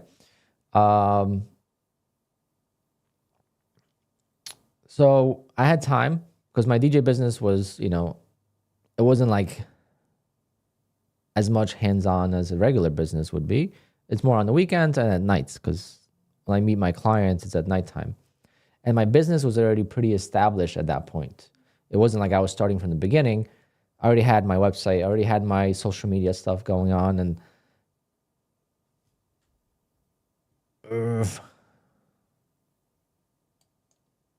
what a trade, guys. What a trade. Boom. I love micros. I just love micros. It takes time, but it's stress-free. Love it. Exactly what I said. Make $200 to $300, risking $750, and just get the right bias. The entries don't matter. Just get the right bias. Don't scale in too quick. Let it work. It sucks that I never got filled on the ads. It would have made a lot more profit, but overall, that was a, what, 50 pointer? Yeah, 50 points.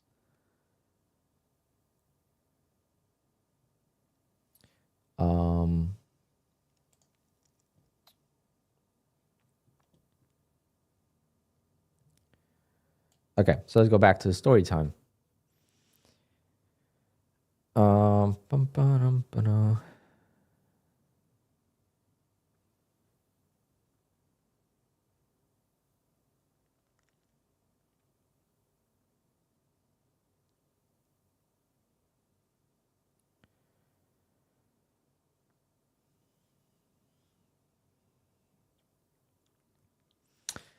All right. So going full time into business allowed me to focus on trading, and I found trading as one of the options to make more money. But like I said, first it was about money, right? It's like, how can I make extra $200-$300 a week? And I found drop shipping. I found a couple of different ventures, and I found investing. Day trading was a little bit later. Once I started to learn about like stocks, because I didn't really know how stocks worked. And then I found day trading, and instantly I got hooked. I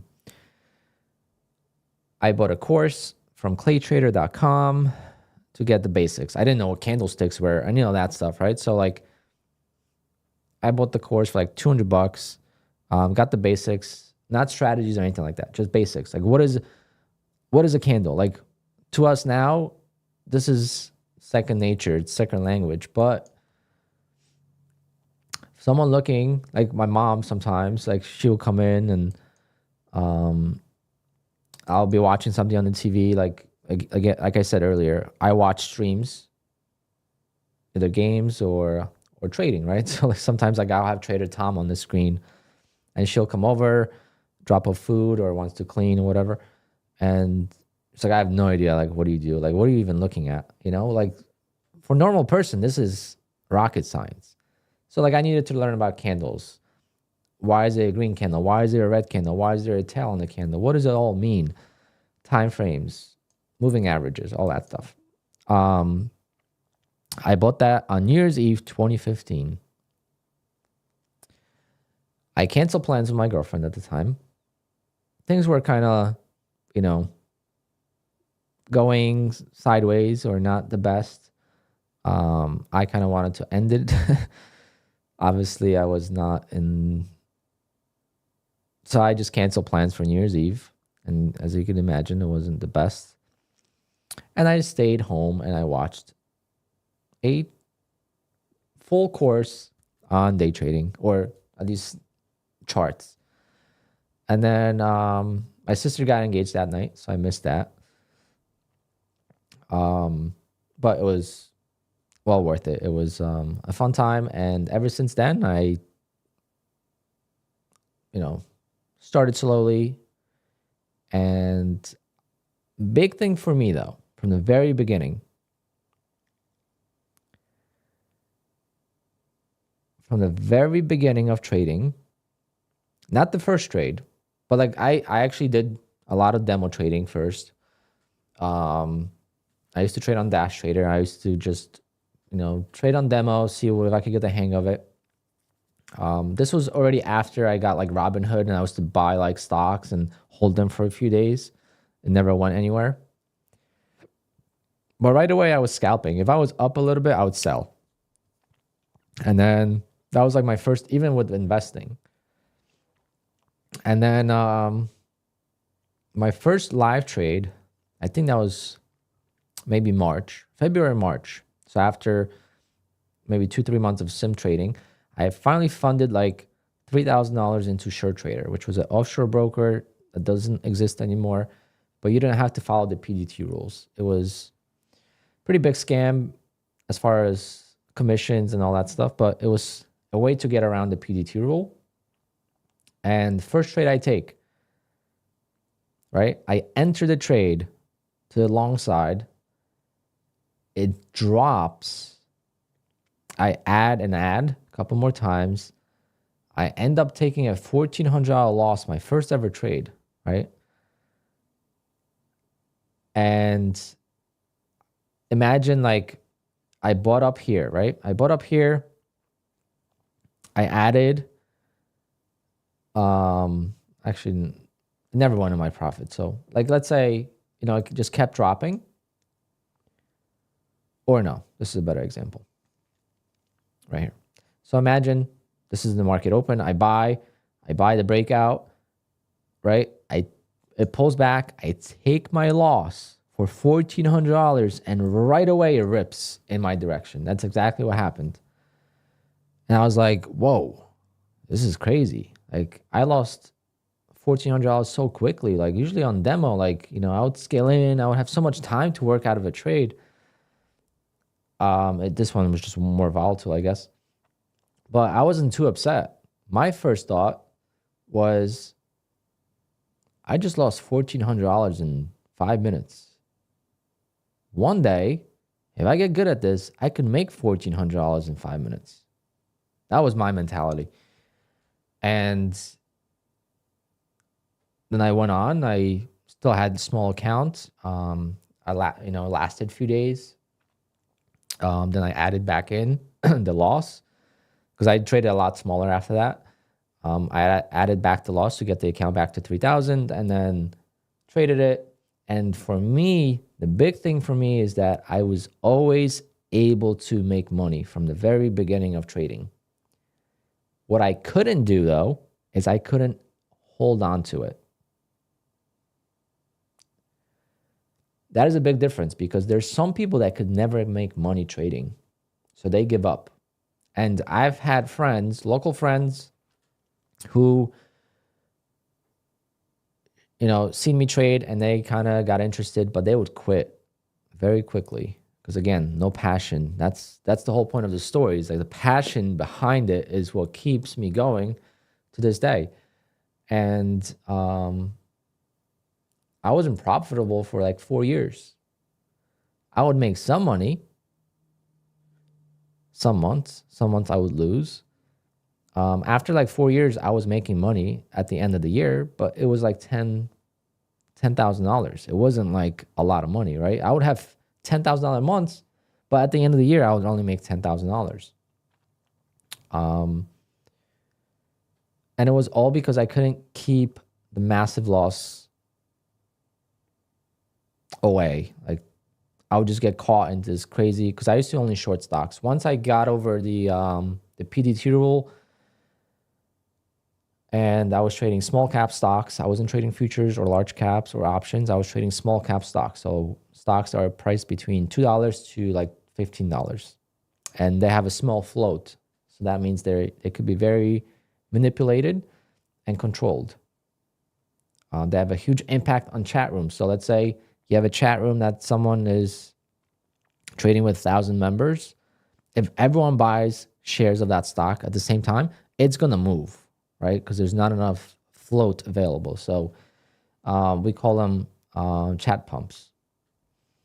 Warrior Trading, for example, he does that. Like he has a huge impact on the market, on the smaller float stocks, because he'll be buying them. He's got like 3,000 people in his chat room. People are buying them, and we short that. Once they start selling, we short it because it just dumps.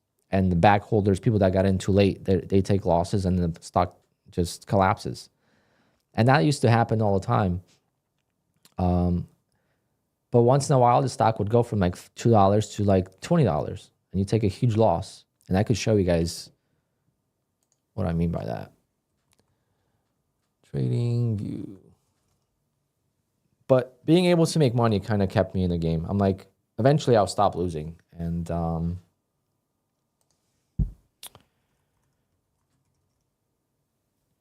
but how many times did I say I quit? I can't tell you. Too many times to count.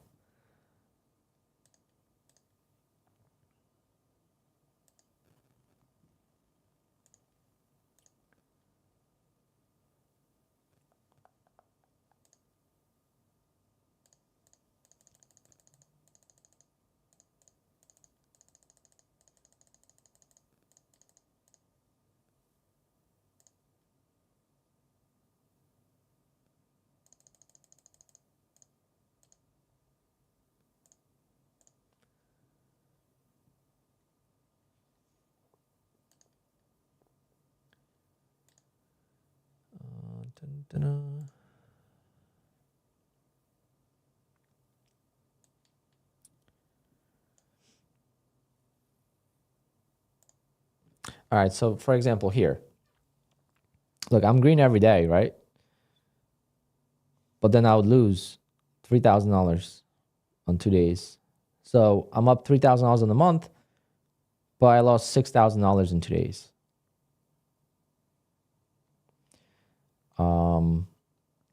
This is one of the more extreme examples.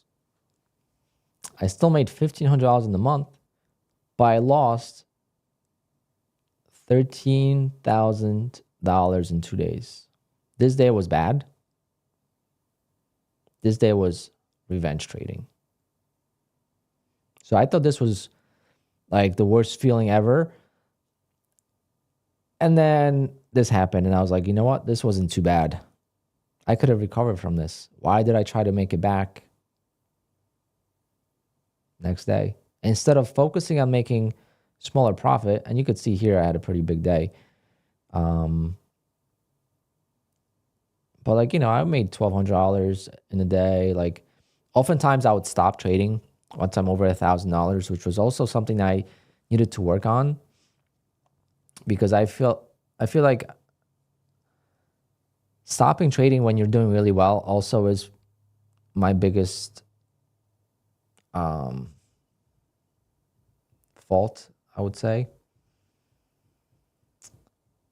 Basically, you're not pressing the pedal when things are going well, but you but when things are not going well, you just keep trading all day. This was a pretty cool month. $6,000. But like, say like making like $6,000 to $8,000 trading, like $6,000 was a really good month for me. Like that's what I'm trying to make it more realistic. Now I made $8,000 in October and it didn't feel good, but this $6,000 felt amazing. I think we're getting skewed by the numbers that we see online, social media. But that's when you see my $342,000, don't look at it like, oh, I want to do this now. Like, even for me, I'm not as satisfied with it. I think consistency is the most important aspect of trading. Consistency. Making very similar amounts over a. Do I still use TraderView? No, I didn't use it often. But making consistent profits for the entire year is more satisfactory than being up and down a lot. Even though if the up and down creates more money for you. Okay? What I mean by that, making $100,000, $120,000 a year, making $10,000 a month, every month, is more satisfactory at the end of the year than making $160,000, but the $80,000 out of that comes in the first 2 months, and then you go on red month, and then you just up and down, up and down. Eventually you get to 160,000, but the last 2 months of the year you were red. Let's say you lost, $5,000 a month. You made $160,000, but you're not going to be as happy as if you made $120,000 consistently. It's a weird psychological thing about trading. Like, I would be more happy with making $250,000 right now this year if continuously I made $20,000 a month. Versus right now, I'm in the slump. I'm on the back end of the slump now. I think I'm getting out of it. So I think the end of the year could still be very sweet. But I think that's all aspects of life. If you look at sports, for example, if your team is losing and then you win, the win feels a lot better than if you just blow out the other team. If it's 5-0 in a soccer game, if it's 42-7 in football, 10-0 in baseball, it's not as sweet of a win versus coming back and winning in overtime or whatever it might be. So I think it's the same thing. The only thing that sucks about consistency, and I'll tell you this from my personal experience and just overall, consistency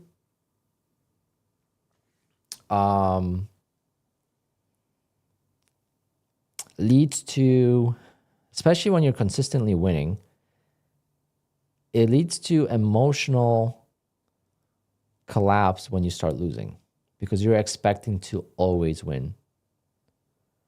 Versus when you're not always winning, you're just in the mode. Like that's just normal, right? Sometimes you win, sometimes you lose.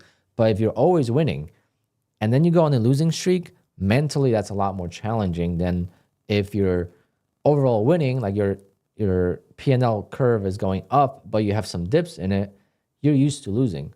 But if you're just going straight up and then you have a dip out of nowhere after 20 days or 30 days of profitable trading, it's hard to kind of recover from that slowly.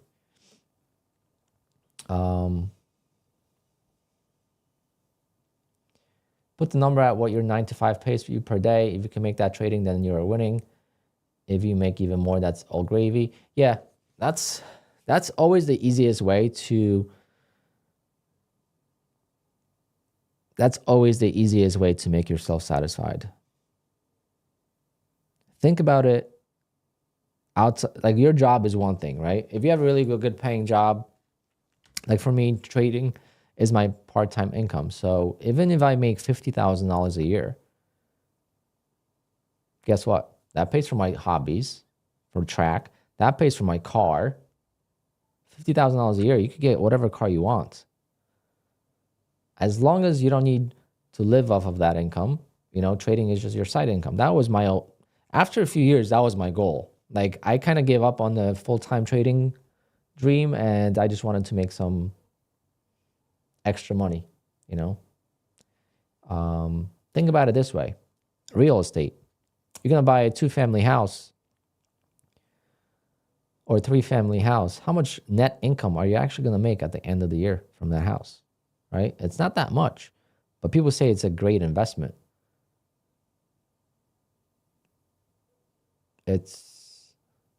My dad's on retirement. Like what he brings in a month, it's pretty good for retirement. But like, I'm like, wow, like, how do you like live on that? You know? Like to them, it's great, but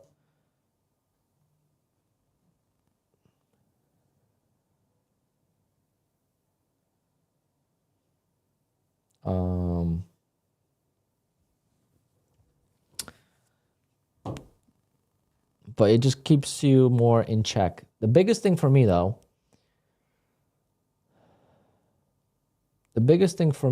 is as a YouTuber, there's a lot of hate. Like I got comments, I got DMs with people sending or using my name in other Discords and saying, oh, he's not getting payouts anymore like he used to. He got lucky or blah, blah, blah.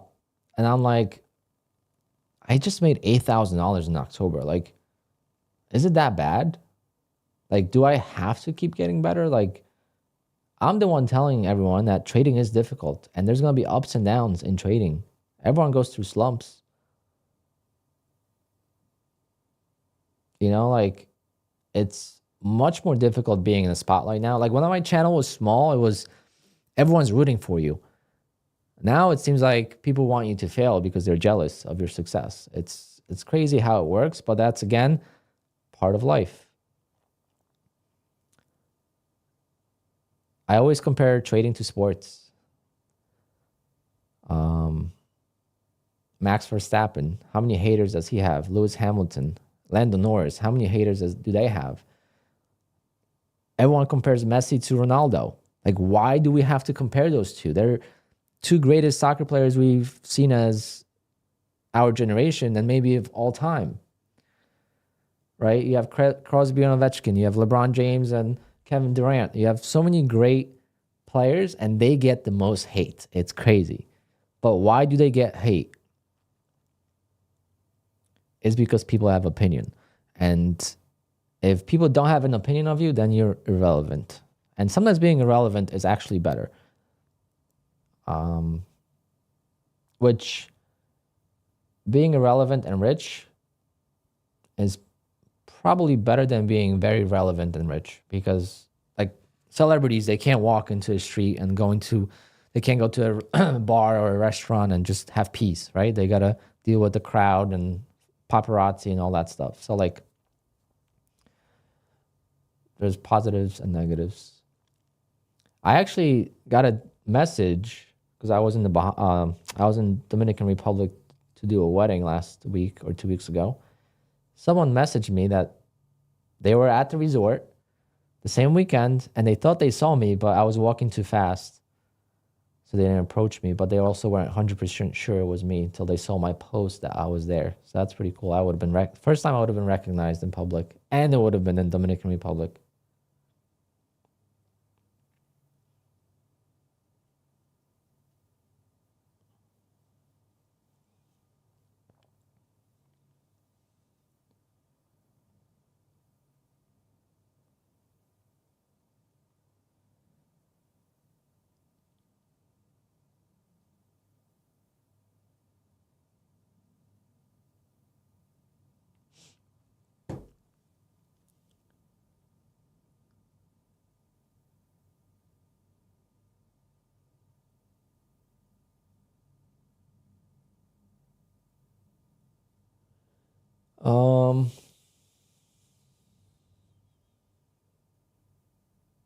The prop firm community being open to for so long has 100% made people lash out on affiliates of any prop firms.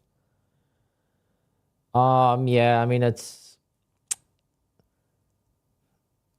definitely that's why you'll never like see me like promote affiliate links and use my link or spam it in the chat or mention it on stream. Like, it's up there if people want to use it. If you use Apex, use my code, great.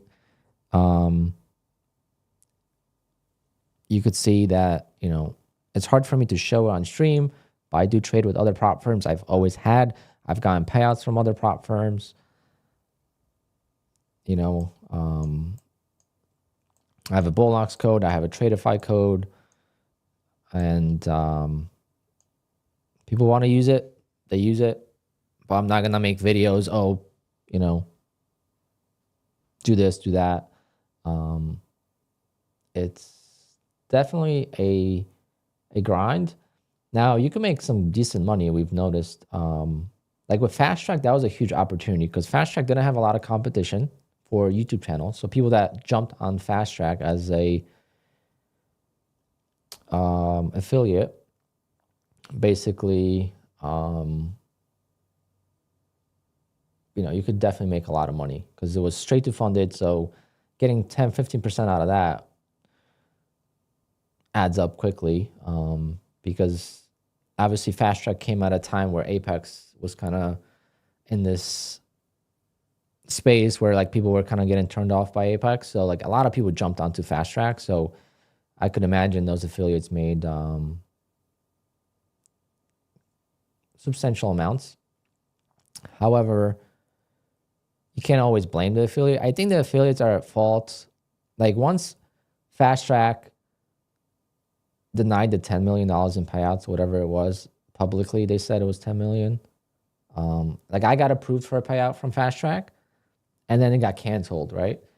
When that happened, like at that point, there's no reason to promote Fast Track anymore. Like that's, when you're making posts on Twitter or on YouTube channel, on the community tabs, just to promote the prop firm, that's not good, in my opinion. Then you're at fault a little bit.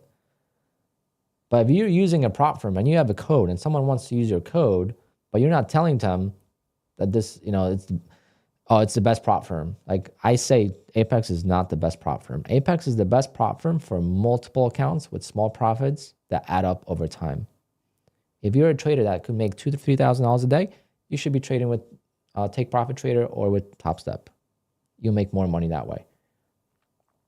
It's for everyone's got a different everyone's got a different style and different goals. Now, with Bullnox changes, I'm not sure what I'm going to do.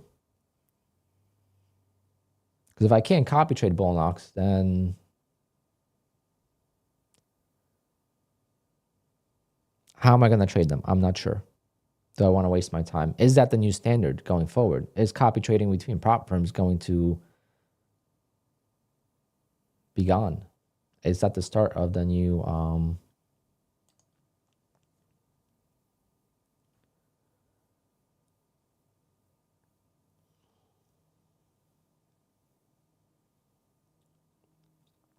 yeah, that's one. You have a good point. So you can't please them all. Here's my story. Again, everything I'm telling you, I went through, right? So when I was winning a lot and I was getting consistent payouts, I got hate for not showing the opening range trade. I got hate for, you know, saying that, oh, I spend more money on accounts and blah, blah, blah. And then I made a video. I'm like, all right, well, that's a whatever. Like, if you want to question that, I have no problem doing a video. So I made $240,000 and I spent $15,000 on the accounts. Okay, so I was like, how is that not profitable? But yeah, when I was winning a lot, you know, I was getting hate for not showing the trade and, you know, there was always an excuse.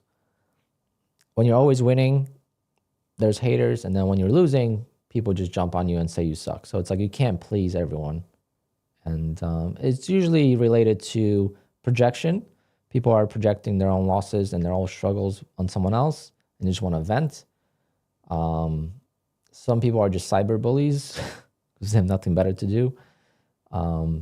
Legit just bored at home and keyboard warriors.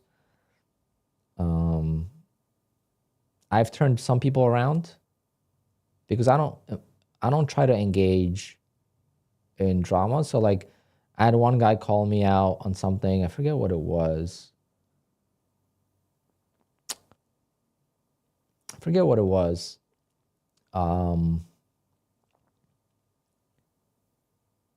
but he was like using nasty language, whatever it was. I just can't remember what the topic was about. But then I replied to him and we kind of, we talked. And then I went on his channel. He had like a tiny channel, like one video, like an old video. Not one video, but like it hasn't been videos recently, and clearly struggling. He talked in his videos about how he struggles and this and that.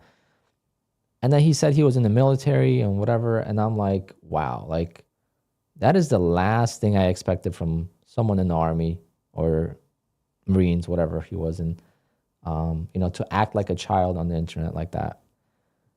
And I said it like, I thank you for your service, blah, blah, blah. But I'm very disappointed on how, like, you behave and blah, blah, blah. And then he sent me a message and he apologized. He's like, oh, I'm just like upset. Like, don't take it personal. It's just online, blah, blah, blah. So like sometimes people are just angry at themselves and they just got to project. Because trading is a brutal game. It's mentally taxing for sure. Like I've been going through, you saw this year, like up and down and up and down. You saw it all. Like just sometimes taking the break from doing too much is good. Like that trip that I took to Punta Cana put me back on the basics. Take 1 or 2 trades in a day, in the morning, call it a day. And guess what? Every day I was green that week. Actually, no, I was red Friday. But basically, realized that I was on the good path. And it was stress-free. Even when I lost, I was like, whatever, I just lost. It sucks, but I lost trading the plan and I move on. I go out, to the pool or to the beach. And then next week, when I got back from the trip, every day I was green that week, which was last week. Last week I was green every single day. But I'm going back to the basics. And now I'm starting to add back the micros. So before I went on the trip, I used to do this micro trade, usually on one account. But it's something I'm trying to get better at. And again, it's the same concept. It's just much slower pace. Risk $750 to make around $200 to $300, which is what I do on both of my other trades. You have to split them into individual transactions, unfortunately.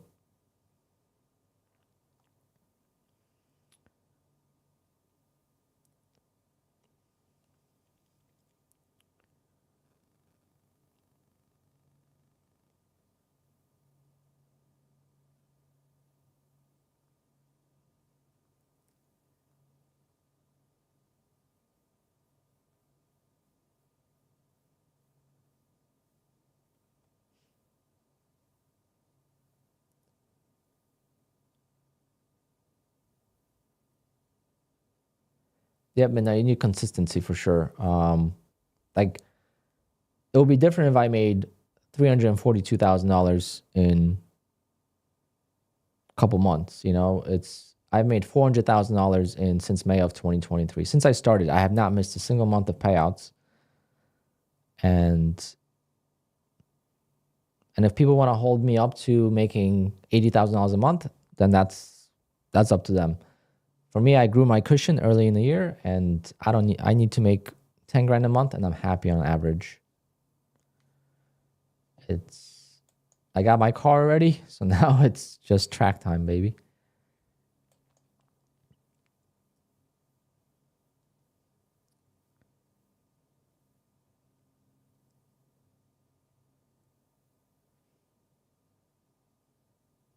Yeah, so Nas one, what he means by that, a break-even trader is someone like me who, if you trade a live account, right? So you take real money and you put it into the account, I'll be a break-even trader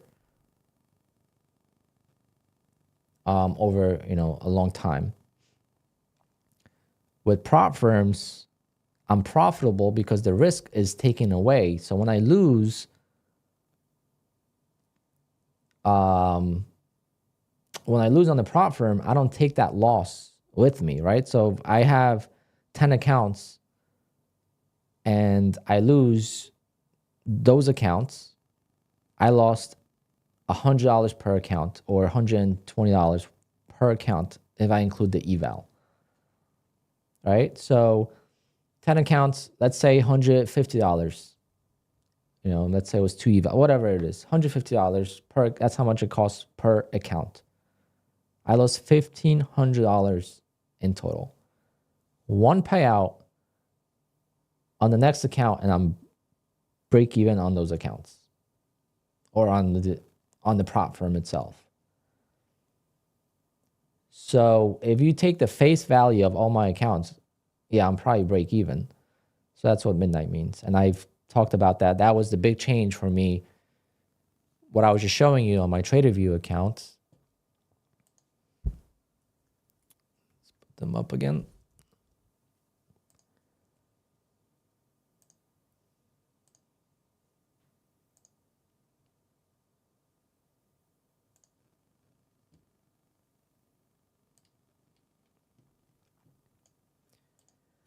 Here, I got 1, 2, 3, 4, 5, 6, 7, 8 days. Okay. 8 days, $4,000 in profit plus some more. Guess what? This is a payout, right? I take the payout here, then I lose the account. Whatever. I already got my payout. I don't really care. I don't have to make that back. Start a new set of accounts. Get another payout. And even though I only made $1,500 here, I made a lot more money on payouts because I got paid here and I got paid at the end of the month, right? That's how you look at it.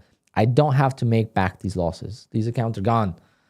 Versus in real trading, I have to make back the $13,000 before I start making profit, right? You have to make those profits back before you start making profit again. In prop trading, you don't have to make those profits back. They're gone. That is the difference between being a prop trader and a real trader. So anyone that makes money on a real account, if I could make $300,000 trading a live account, I mean, oh my goodness, that would be something else.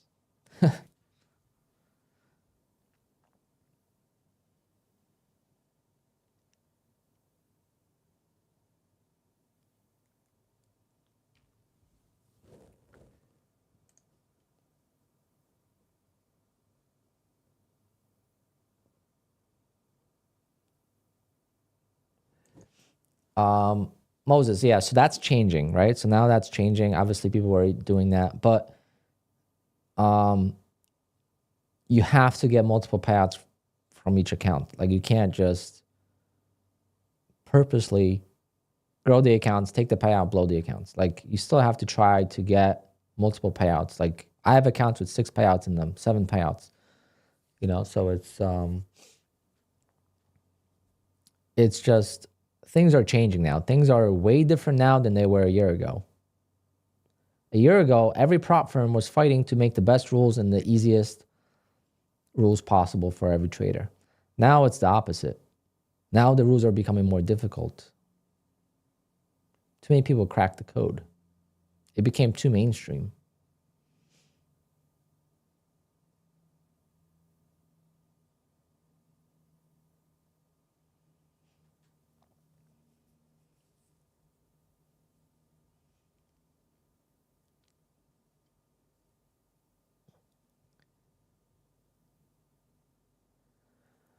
Armando, I mean, it's not an ego boost. It's just, you're obviously, if you can make 300K on the live account, you can make $1 million or $2 million on prop accounts.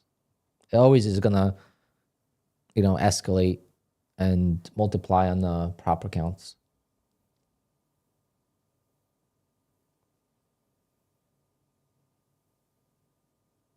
But at the end of the day, yeah, I don't really care that my breakout year was on prop accounts.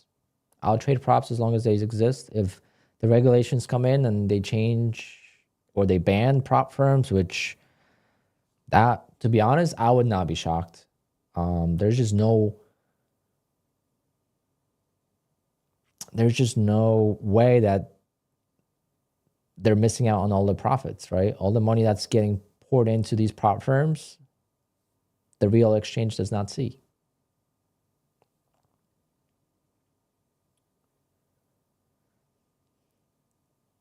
Prop versus live, the ego comes from being a better trader on live. You have to be a better trader. It's a different game.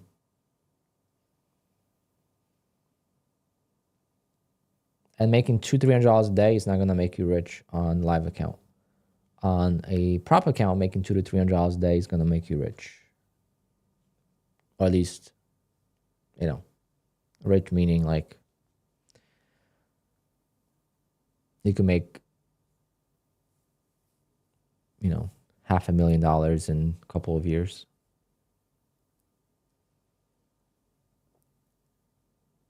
You could even make $500,000 in 1 year, making $200 to $300 a day.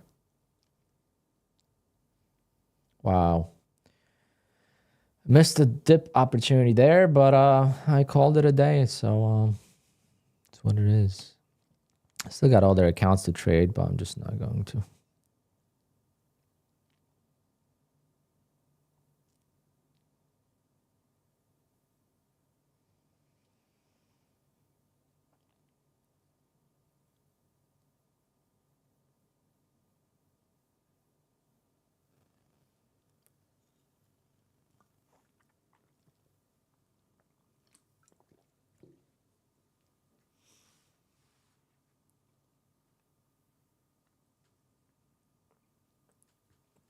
The thing is, like the Porsche thing, it's not like I made $300,000 and I bought a car. I make six figures for the last 10 years. Like, I save my money. Like, I don't spend my money like I used to back in my early days. Well, back in my early days, it's not like I spent a lot. It's just I didn't make a lot. So that was the difference. But I don't go out to eat a lot. Like when you're dating, like you notice, like dating life is so expensive. Like personally, while I'm single, like I don't go out to eat a lot. I don't spend money on food and alcohol, and just, you know, I get to eat for free at work. I get to drink for free at work. I get paid to drink and eat. You know, so I save my money and I could buy a car. I mean, buying a $100,000 car, when you save money for 5 years, it's really not the hardest thing to do. Did I spend a little bit more than I would have if I didn't make that much? Yeah. I probably would have bought a 911 for like 130,000 instead of 160,000.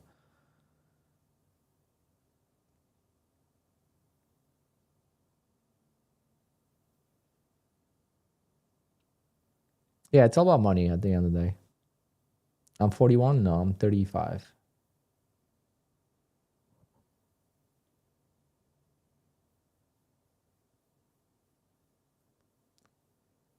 But it all comes like with time. Like you don't get everything, you know, quick. Like let's go back to my DJ business. How did I get successful in my DJ business? And especially my photo booth business, because my photo booth business is a white label photo booth business, meaning that I don't actually sell photo booths. Okay. I have a photo booth service that other DJs use me for their weddings. So I get called from other DJ companies. I have 2 companies, and I used to have more that I did like fill-in gigs. But basically, I built my relationship with them. When they needed help, when I was a DJ and they needed help as a DJ or a roadie, you know, for $50 back in the day, I was the first one. They said, can you work this weekend? I'll be the first one to say yes. I'll be pumped to be there, you know, and like I earned my way into it. I loved it. It was my passion. It was, I didn't do it for money. I did it. Yeah, money was great, extra income, but like I did it because I wanted to learn. I wanted to see how they do things. I wanted to learn about different aspects. Because when you're a DJ for weddings, it's not just about playing music. It's about equipment. It's about learning lighting, production, all that stuff. So it's the same thing. It's just going through the loops and slowly grinding your way up the ladder. Versus nowadays, kids just want to open up their own business and start a DJ company and think they're just gonna do it. If you ask them to work for you, they'll try to charge you so much money that it just doesn't make sense. Like if I want to get a DJ to help me out for a wedding, because let's say my main DJ can't work, these kids, they think they could charge you like, $800. I'm like, no, you're doing the gig for me. Like it's not your own gig. Like your prices it doesn't translate that way, right? But like they don't understand that. Have I ever failed a PA account? Oh, I failed hundreds. I'm at 240 PA accounts.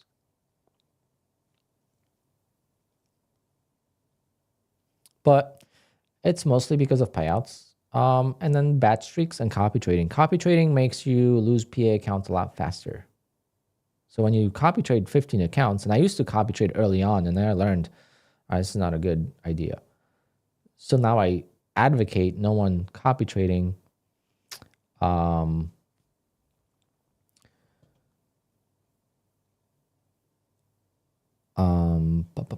Evals, let me see. I advise people not copy trading until they get payouts.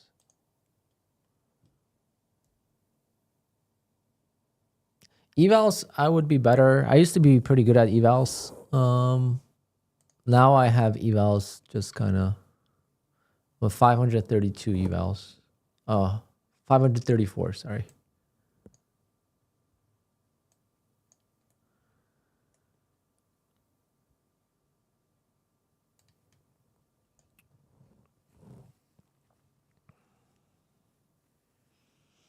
But it's because I don't really care for evals. But now I'm obviously going to trade differently. Now I was doing what was allowed. Now it's not allowed, so I'm not going to be blowing accounts as much. Using stop losses and stuff. I just took a red day on Monday and I had a red day yesterday. Those 2 red days, usually in the past, would mean I would either climb out of the hole or I would blow the accounts. It was very rare for me to take a red day and just call it a day. Or I would get the red day to be much bigger and then blow the accounts in the next couple of days. But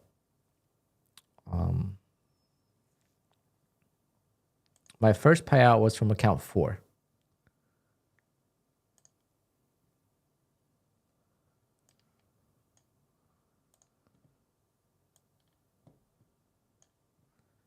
Account 4 and 5.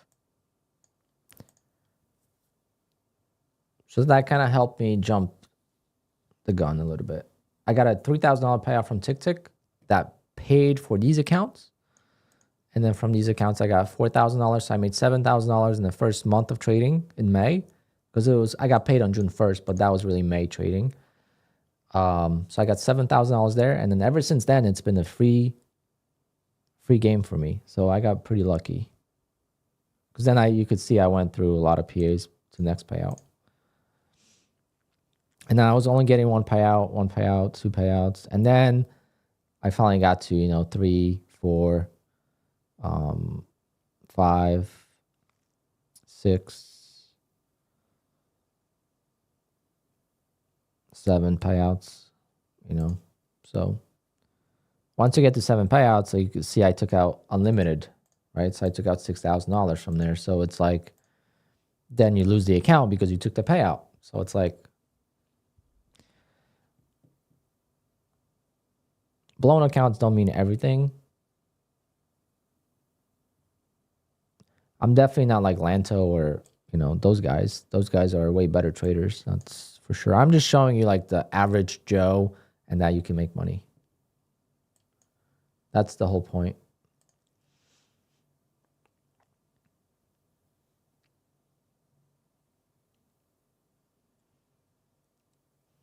My expenses right now, I don't know.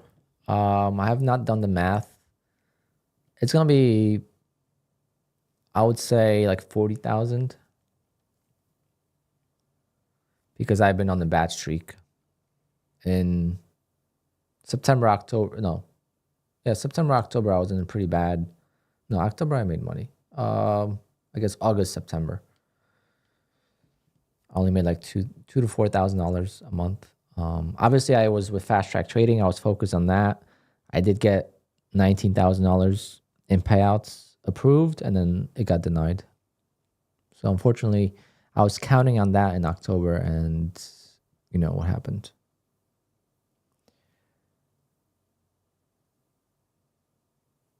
But if you want to see my costs, I have a video on that, and I'll make another one at the end of the year. I do the same thing with business. I don't know my expenses for my business. I don't keep track. I'm bad with that.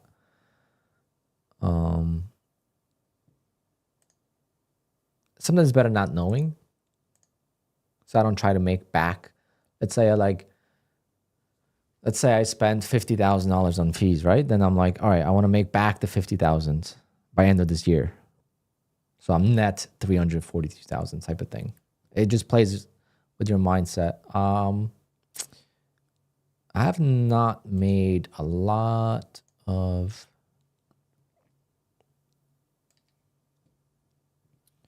videos lately, but I'll try to start making some. But I spent $15,000 when I made 240,000. So I think I probably spend another 25,000 now to make 100,000.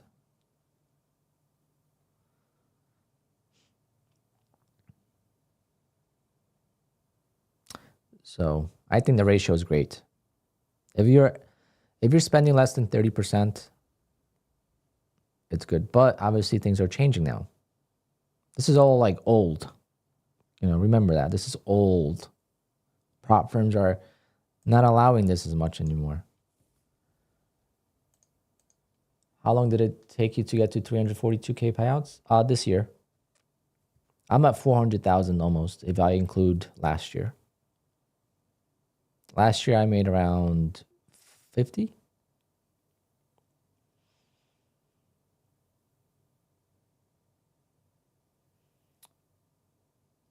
Small and steady wins is how I got my biggest payouts, honestly. The first payout takes forever to get to, especially back in the day when you had to do an eval for 7 days. But my goal was $150,000 this year, but then I did jump it up to 500,000. Okay, so once I got to like 300,000, I wanted to get to 500. But then I went on the slump, and now I know it's not realistic. I'm hoping that I still could get to 400,000 if I could get these accounts to pay out. So I need like next week to be good, rest of this week to be good, next week to be good, and I should be able to request a payout.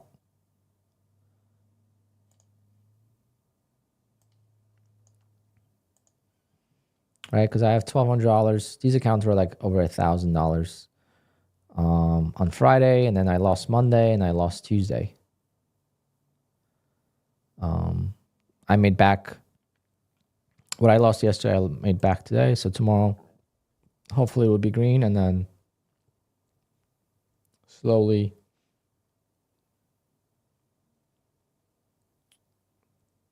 get like 1, 2, 3, 4, 5, 6, 7, 8, maybe like 8 accounts to pay out. I really got to start. Monday, I'm going to start adding one more contract to the 250K account because that's never going to get to pay out at this rate. It's going to take forever. How do I pass PAs? I'm very aggressive at the very open of the market, and I go with 10 contracts, or I do news, or I scalp. Let me see.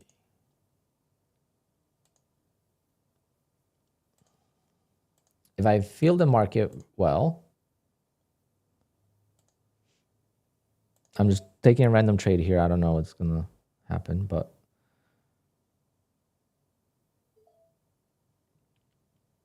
if you do this, and why did it not fill me? Oh, because I'm on micros. What a dumbass. See, exactly what I was doing. Exactly what I was doing just a couple weeks ago when I was trading micros and minis. I would be on the wrong contract. Like I just thought I was trading minis and I'm trading micros. See, like that's why I just went back to basics. I'm like, all right, I don't need 12 micros. I'm just going to do one mini. What's the difference? You know, a couple $100 over a course of a week, whatever. I'd rather just make sure I'm trading better.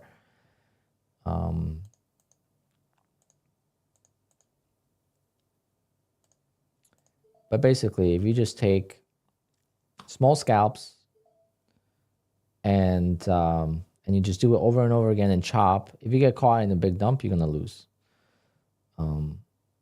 Which I might be.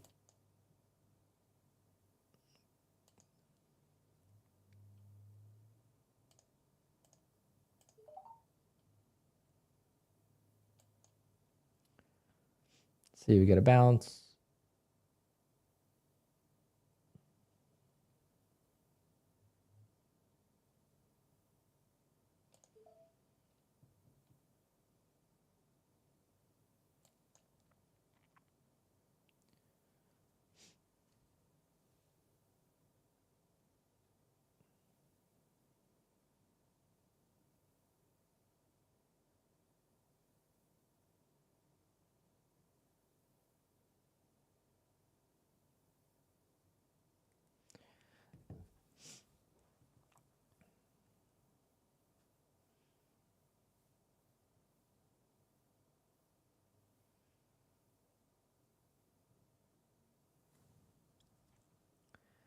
So you can bounce here.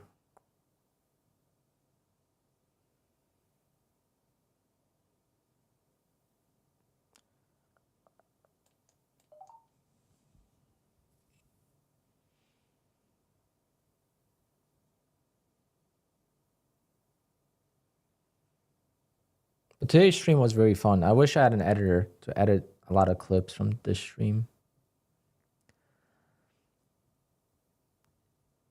A lot of shorts could be made.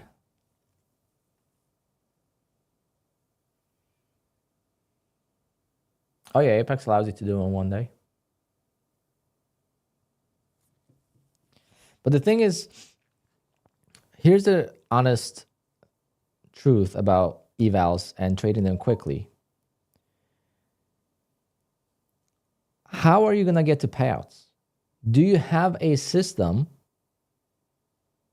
that's going to work for you in the funded stage? Like I have a strategy to make me $200 to $500 a day on my funded accounts. Therefore, doing evals is a waste of time for me sometimes. It feels like it. Does that make sense? But if I didn't have a strategy, like my opening range trade, I developed it on the sim account. Like I passed an eval slowly over 10 days, making $300 a day. But back then you had to trade for 7 days to pass an eval. So maybe, you know, I was kind of biased, but I wanted to make sure it works.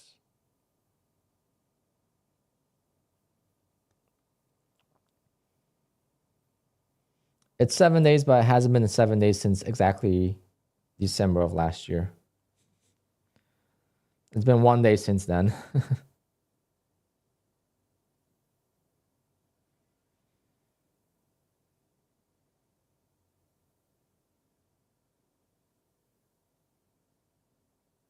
Wow, I just got an email for a wedding in Cleveland. Maybe I could DJ this wedding in Cleveland next year. Exactly this last week, November 8th. And I could go visit Nutty. I don't know if Nutty's in Ohio, in Cleveland, or if he's in like Cincinnati. Anyone know? Oh man, I could have passed this eval. See, could have had 10 contracts, could have passed it. He's in Florida now, but Staying Alive by Bee Gees is a classic. Do you need to get those 150Ks above 5,000 to start withdrawing? Yes. The key for me is going to be get these accounts over $3,000 and take out 1,000 from them. Like from this account, I could already take out $1,000. But I'm gonna wait for other accounts to catch up and then take it out. If I have like 3 accounts I could take payouts from, since there's no payout windows now, I'm just gonna take the money, right? Doesn't have to be 2,000. It could just be 1,000. It could be 500. It doesn't really matter.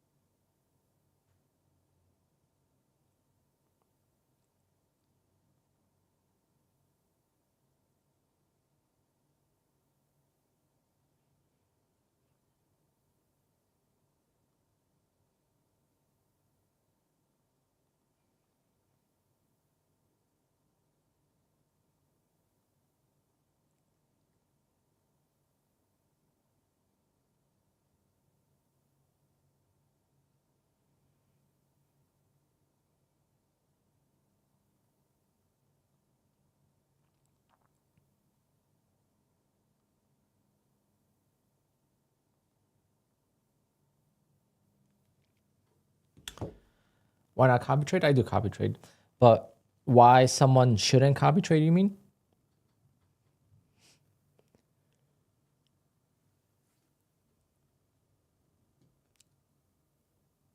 Biden is meeting Trump in the White House.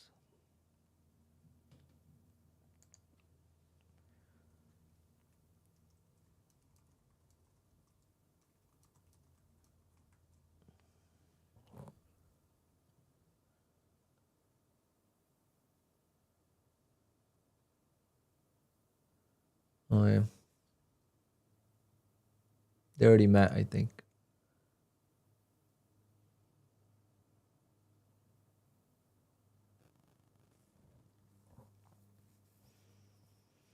I'm assuming your strategy revolves around FVGs. No, I don't even know what FVGs are. I never heard of that term until I started trading futures and I started trading on YouTube and people started coming in here and telling me about them. I've personally never, well, I know some people, maybe I do use them without realizing it, if that makes sense.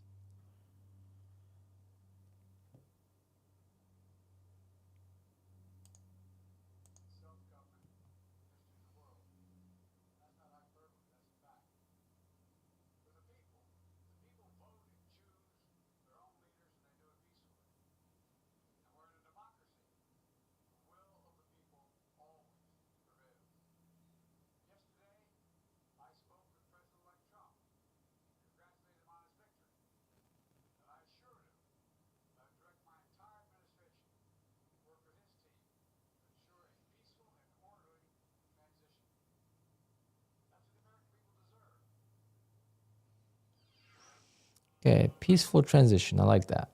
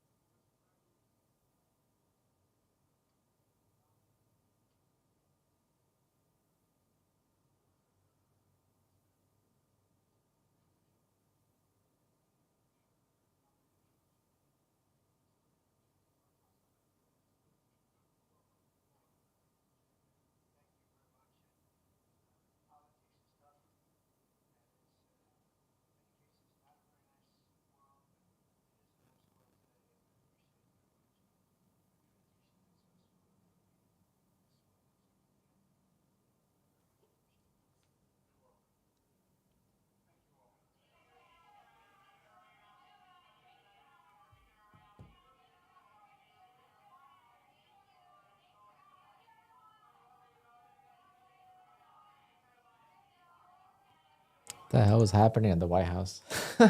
People just yelling. What do I expect from the market now? Probably just chop for lunch. We actually broke out of the 15-minute range both ways. It's been just, besides few instances like here, probably that's the only instance, and maybe here. It's been very choppy the whole time. Even when it's going down, it's very hard to hold through all of this and stay biased to the short side. But I'm done trading for the day, guys. I'll be signing off here momentarily. Today we're just having a lot of good conversation, but usually around this time I end the stream and I'm gonna head and I'll be heading to the gym.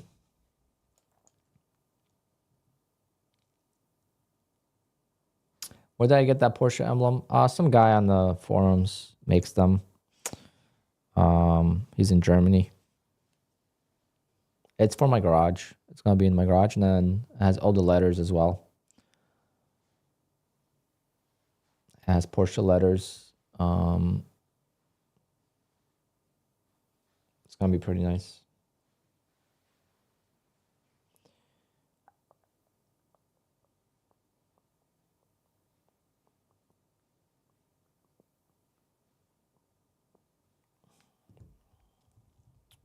I don't have a link. I could ask him for his email or information. How someone could reach out. It was like $300, $340 for the whole set. It's massive though. I might order just one more sign like this so I could actually keep it in here. I think that looks pretty cool.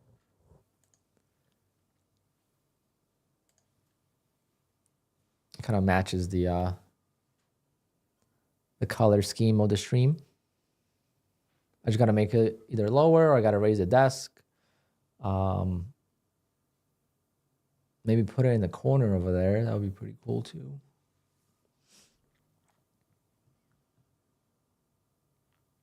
How long into trading did it take you to get handle on trading stress? It's never going to be completely stressful. I mean, stress-free. But handle on it, meaning there's one way to handle the stress, right? Or one way that you know you're handling the stress is when you don't take the stress outside of trading. So once you're done trading, you are able to continue with your regular life outside of trading without getting affected by trading. In the early stages, you're going to be affected by trading in other aspects of life. If you have a bad trading day, you might not want to go to the gym, or you might want to go to the gym to kind of just, get it out of the system. You may want to just stay home. You might not want to go out. You might want to cancel your plans with your friends. Like, there's other things that could happen, but it just takes time, and you really have to get beat up. That's the only way, in my opinion. You just get beat up a little bit over and over again, and you just start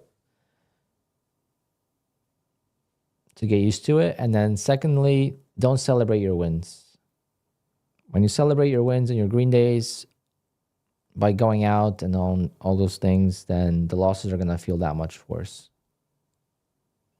Stay neutral, as neutral as possible, so your roller coaster ride through the ups and downs is as smooth as possible. Because if you celebrate and then you lose, it's just the emotional gap is too much.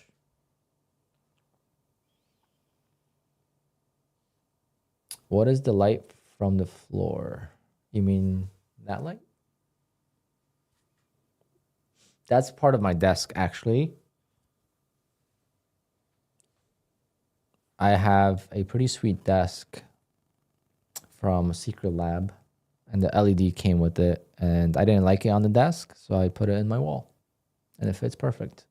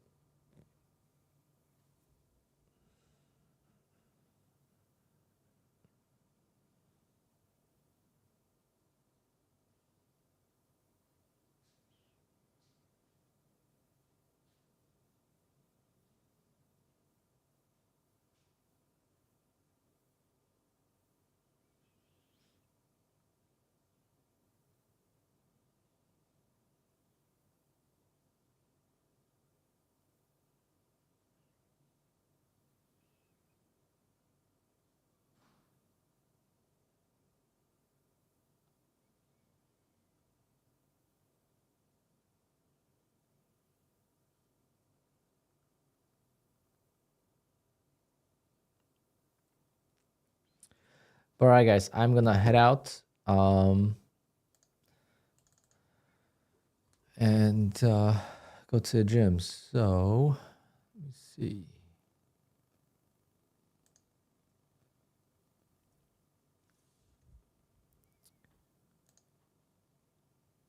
Oh, Nutty's not streaming anymore.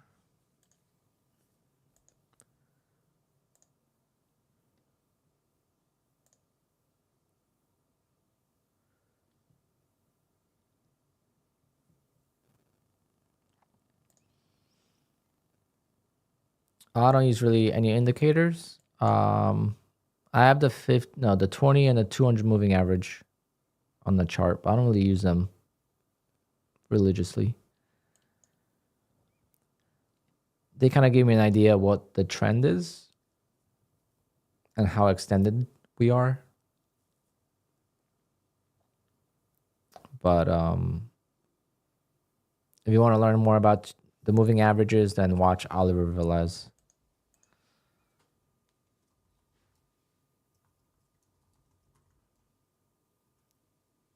He's got some good content.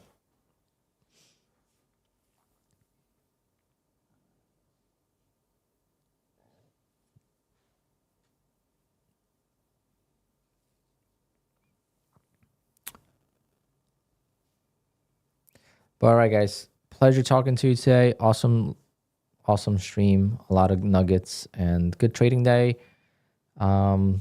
Wish I copy traded a little bit more on the micros on this trade, but tomorrow I'll take 2 accounts because I gotta trade all these accounts, right?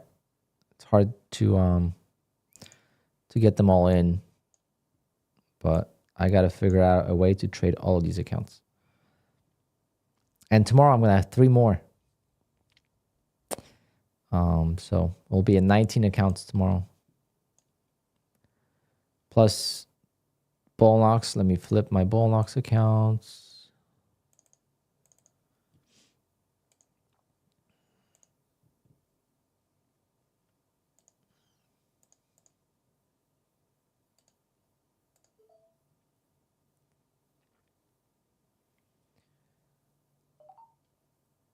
Okay.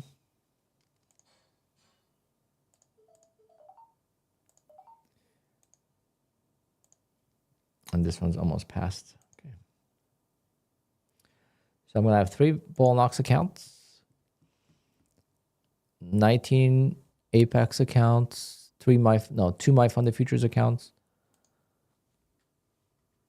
And I guess I'll get some Top Step or Tradeify. I don't know. Having issues on passing evals. If you have an issue with passing evals, unfortunately, you're going to have an issue with payouts too. So just try to trade your evals slower. It's either you aggressively pass them or you trade them the way you would trade your PAs. There's no in between, really. I mean, you can be in between by trading how you would trade your evals. I mean, how you would trade your PAs, but with more size. But then, the drawdown could get to you.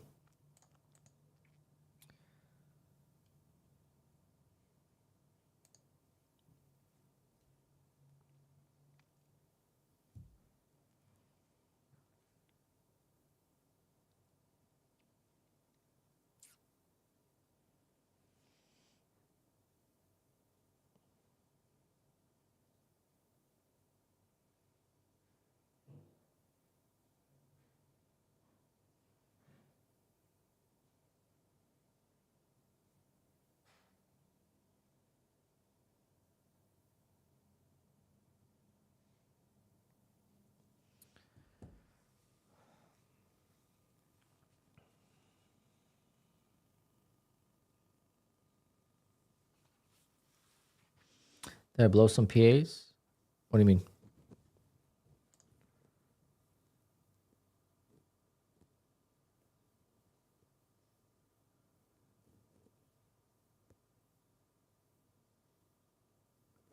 $900 profit per day is not easy to do, though.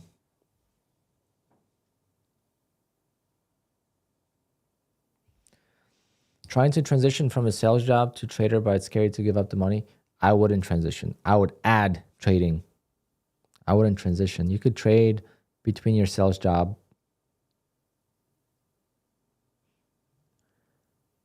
I made $300,000 this year, and I would never consider going full time yet. I thought about it for maybe 1 month when I made 80,000. I made the decision to slow down the DJ business, not take on as many small gigs, like the $1,000 gigs. I'm not doing them anymore.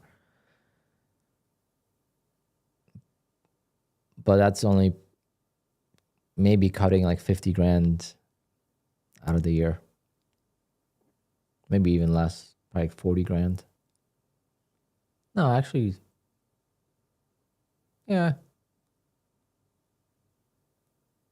Tired of working for someone else? Yeah, I mean, that's one thing I can't relate to. I don't work for anyone. But sometimes working for someone else, there's structure. Working for yourself, it's like you have to be more disciplined, and sometimes I lack the discipline. Like, I should be on YouTube at 8:30 a.m. because then we could talk about how everything was the day before. We could analyze the markets. We could prepare ourselves mentally. We could say our hellos and then get into trading. But I get on way too late.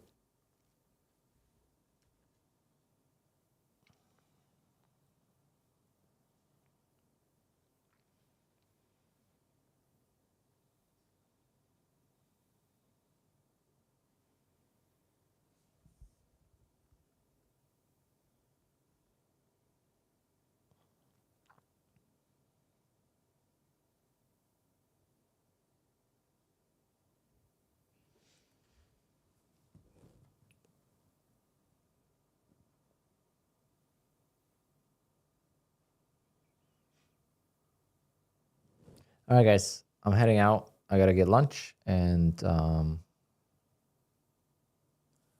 yeah, late nights. I wake up at 9 a.m. or get out of the bed at 9 a.m. I shower and I get on stream. Well, I get on my desk, I prepare, and I start the stream. So it's like always in a rush. But it's always late nights for me. I have a hard time falling asleep.